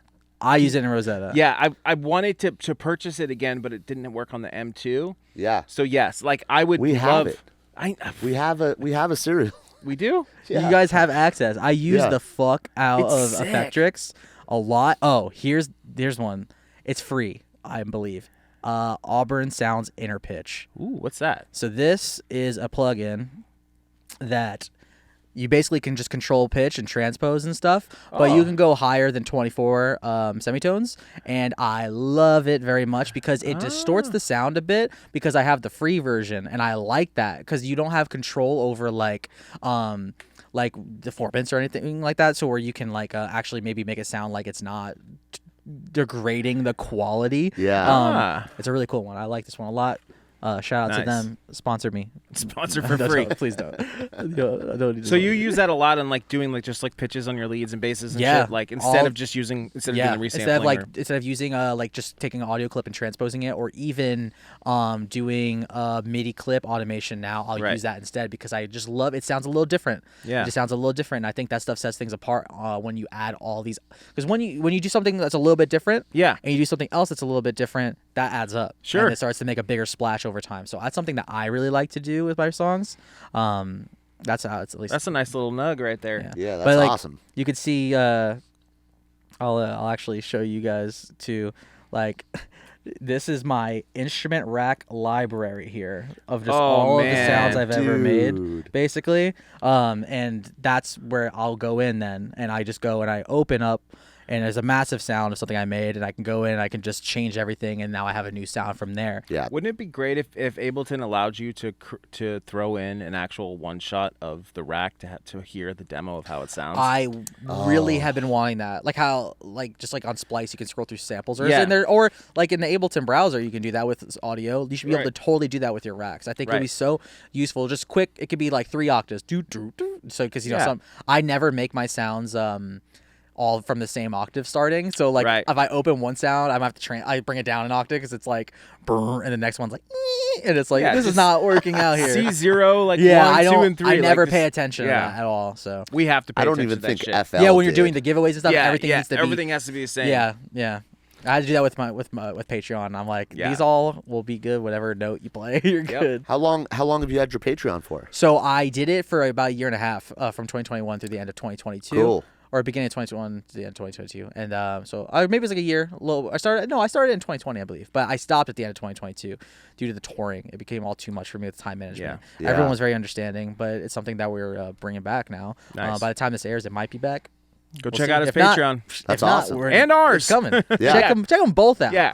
But We'll put them both into the Yeah. yeah, you know they're both going to be in there, and Yep. you have to do both. Yep. Yeah. Because we said You so. have to. Yeah. But it's cool because I really want. I missed giving back to the community and giving back and showing how I made songs, because I do think that weird way that I produce where my kick is +5 over and I like use a bunch of stock reverb or stuff like that. I've noticed throughout doing these breakdowns, a lot of people have said to me that they appreciate my weird approach on these things because they're so used to having this like super technical approach, which is Yeah. also useful. I think like take what I say with a grain of salt, take what anyone says with a grain of salt, and find your own way. Yeah. So I Yeah. think just absorbing all of that information and then find the best way that's good for you. That might be a combination of some stuff that, maybe the excellent guys taught you, maybe some Yeah. stuff that I taught, or that Crank That teaches, or Yeah. whoever else is like doing these sessions and lessons and production courses and stuff. Like I think finding that middle ground of the things that you like. So I found it really amazing to get that feedback of like, oh, this helped me realize I could do things this way, and like that's awesome. And just being able to also get to like talk to the producer community more, because at shows I get a lot of producers that come up to me that miss the Patreon, and they're like, yo, like I was like on your Patreon, or like I like see your Disciple breakdowns from back in the day and all this stuff, and like they're like, man, I wish it was back. And like I can't talk to them too long at the shows because I try to say hi at the end of every show to every fan. I try to stay to the very end until security gets really pissed. I'm like try to stay and talk to everyone. Yeah. So like they'll have a big production question, I can't get into it too deeply, and I have to like hurry it up, and I feel bad. So now at least bringing it back, I can do that more, you know. So I can drop it, like I just do video production breakdowns and sample packs and stuff like that on the channel. It's really cool, man. I'm really so glad to see like you, just especially because I believe the way that I don't remember if I found out about you through the whole like the whole, because were you on Bygor for a minute? Did you do some Bygor I did stuff with Bygor, yeah. Or if it was, I think it was YouTube mainly is where I first started hearing about you. And I think for like guys like you, Virtual Riot Company, you know, there's a lot of people that have started Cranked That too in his sort of sense in his TikTok. Like that's where I found out about him. Was it Wooly or Wookie? I always get them mixed. Wookie, probably. Wookie. It's like producers that are coming from this sort of like YouTube sort of scene. I'm not saying that that's where you came from, but you made a mark in that, so to speak. And I think it's really cool to see, for people to see that, like, hey, this isn't necessarily like the more like traditional route of like sending shit to blogs, right? It's now becoming kind of more normalized in the sense of like definitely showing people, and then like building your community out of the producer community too. I mean, that's what it's been for us, you know what I mean? And it's just really cool to see that you're able to give back and think about that, you know what I mean? Because that's something we think about a lot. I appreciate that. I love it. I think it's really important too as well, because I don't try to gatekeep stuff, you know? Yeah. Like I don't want to like I think that like the more that EDM and bass music can benefit, it helps everybody at the end of the day. Absolutely. And I want to make sure that we can all help each other in some aspects. I think it's awesome that you guys do everything that you guys do to help the community. I think it's fucking amazing. So if I can, you know, do something, especially being like a successful or whatever, like being a touring act. Yeah. You know, that I just want to give whatever time I can to help out. I don't think it's, you can always be doing more, but it's like if I can just, you know, drop these breakdowns, at least take you into the project, you know. That's a huge thing, man. I think just at least show you how I did this, at least so you can maybe find a way to do something similar yourself or something. Yeah. Something like that. I think it's just important too. That's awesome. And it's a good feeling. I just like to, because this is why we do this. We fucking love creating things. I love creating. That's why I made video montages. That's why I did 3D for a little bit. That's why, you know, because I like to create stuff, and making music, like, it saved my life. Like, just dicking around in Ableton and in Serum, because I don't have a music theory background. Like, I don't know music theory, so I just use my ear for everything, you know? Like, my whole philosophy has always been, like, I'm just going to click around in Serum until something works, and that's why I think I went with FM from A versus B. Nice. Because when I started FMing things, I just had it on A the first time, so I just kept doing it that way.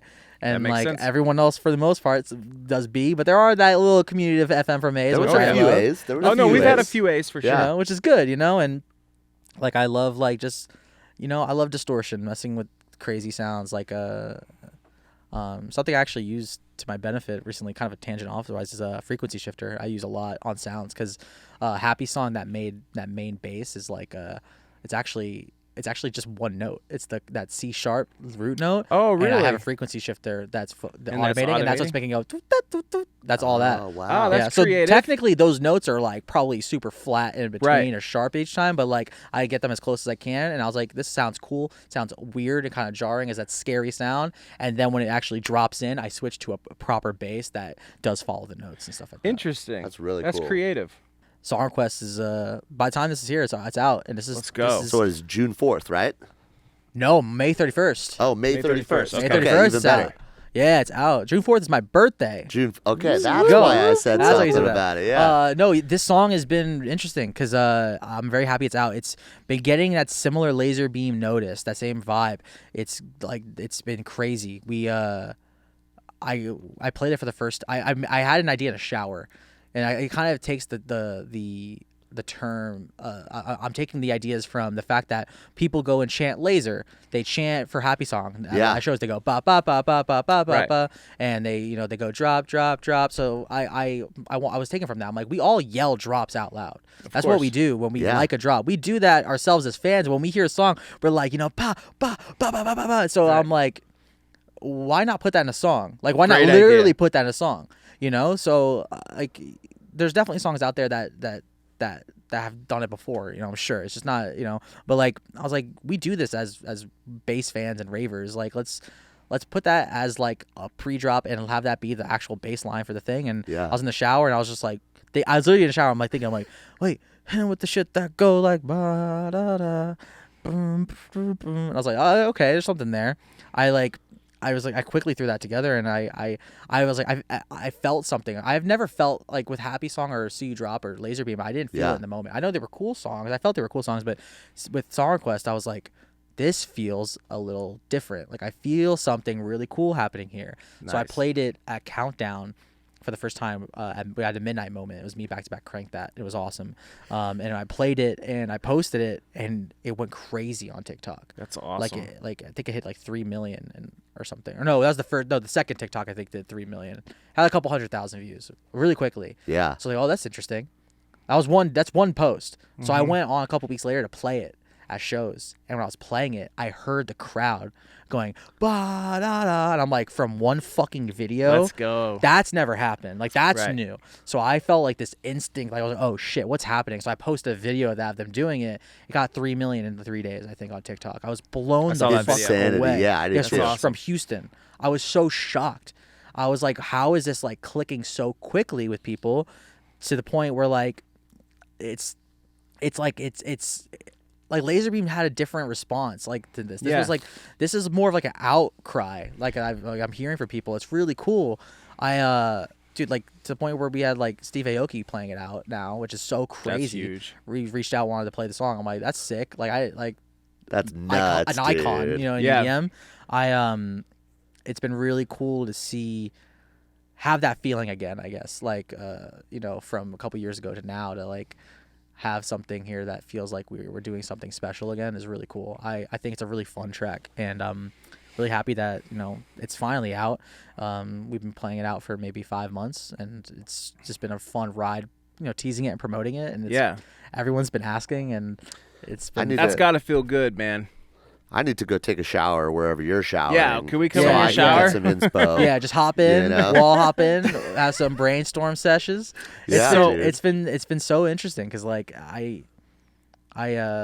I always come up with my best ideas when I'm sleeping, and I'm like overtired. And then I felt like this one was like I was the most awake. I was just in the shower. I was just vibing. So cool. Did you run out and start producing it? Like, I actually did. I did. I legitimately did. I literally hopped out. I wasn't like I rinsed off shampoo before I was even like done.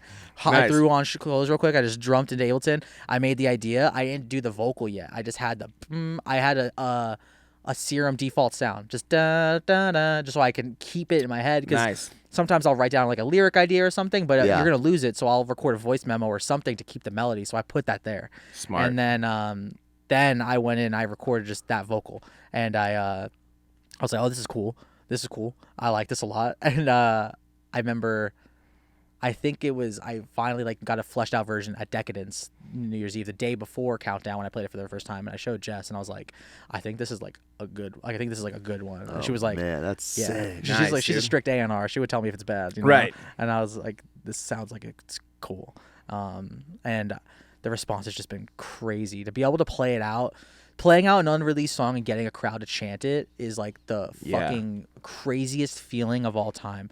And it's goosebumps and it's surreal. And I'm so grateful to have fans that jump onto these type of like trends with me and just buy into it. It's a cool feeling that I'm very grateful for. That's awesome, man. And that's really cool. And you're gonna be opening that up on your YouTube, I'm assuming, soon, right? Or I will. I'm gonna jump in to a bit of how that track was made on YouTube, and by the time this is out, it might also be out there as well. Cool. Yeah.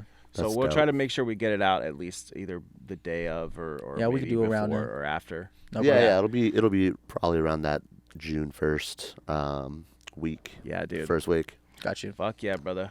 Hell yeah. Dude, thank you so much for coming on. Thank you guys for having me. Make sure you guys go check out Ray. Oh, wait, last question. What is the correct spelling of lasers? Is it with a Z or with an S? Ooh, Yes. I'm an S guy. You're an S guy? You're an S guy. I'm an S guy. 3 lines on top, 3 lines on the bottom, and the little diagonal lines. Nice. We go back and forth with like putting in like because we have a lot of like laser samples. Yeah. And I think we mostly do Z's, but sometimes we do S. I get it. Z just looks cooler for sure. It looks cool. It does look cool. I get it. Yeah. I had an internal conflict if I was going to call it Laserbeam, lasers. I didn't know what to call it. I just went with Laserbeam. As long as the word laser is in there, I think. Yeah, I'd love that. Awesome, dude. Well, guys, make sure you guys go check out Ray Volpe. We'll have all your links in the description. Hell yeah. Make sure you go check out your brand new song. Hopefully, it's already doing amazing, which I'm sure it will. 10 streams. 10 streams. Yep. It's already at 10 streams. It's crushing it.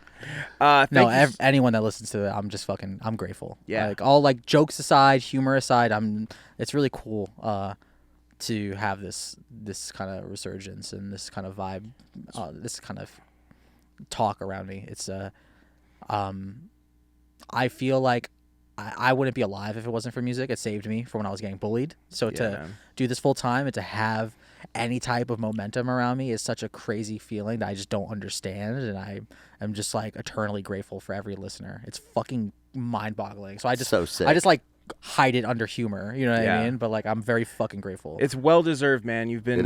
We've seen it just from afar. We've seen you grinding for a long time. We're super stoked. Thank you. That means a lot. And I've known of you guys for fucking years, and it's really cool to be on here. You guys are great dudes. Thank you, man. So much for coming. Everyone follow XLNT. Yeah. I'm on the channel, but you're here already. Yeah. But like there's a percentage of you that aren't subscribed, because that's how it is for every YouTube channel. That's so right. Whatever that percentage is, you're subscribed. You heard it from him. Love it. Like, comment, and we'll see you guys in the next one. And listen to Ray. Listen to me. Yay. All right. That was awesome. Dude, thank you so much, dude. That was fucking great. That was killer, dude. Hells yeah.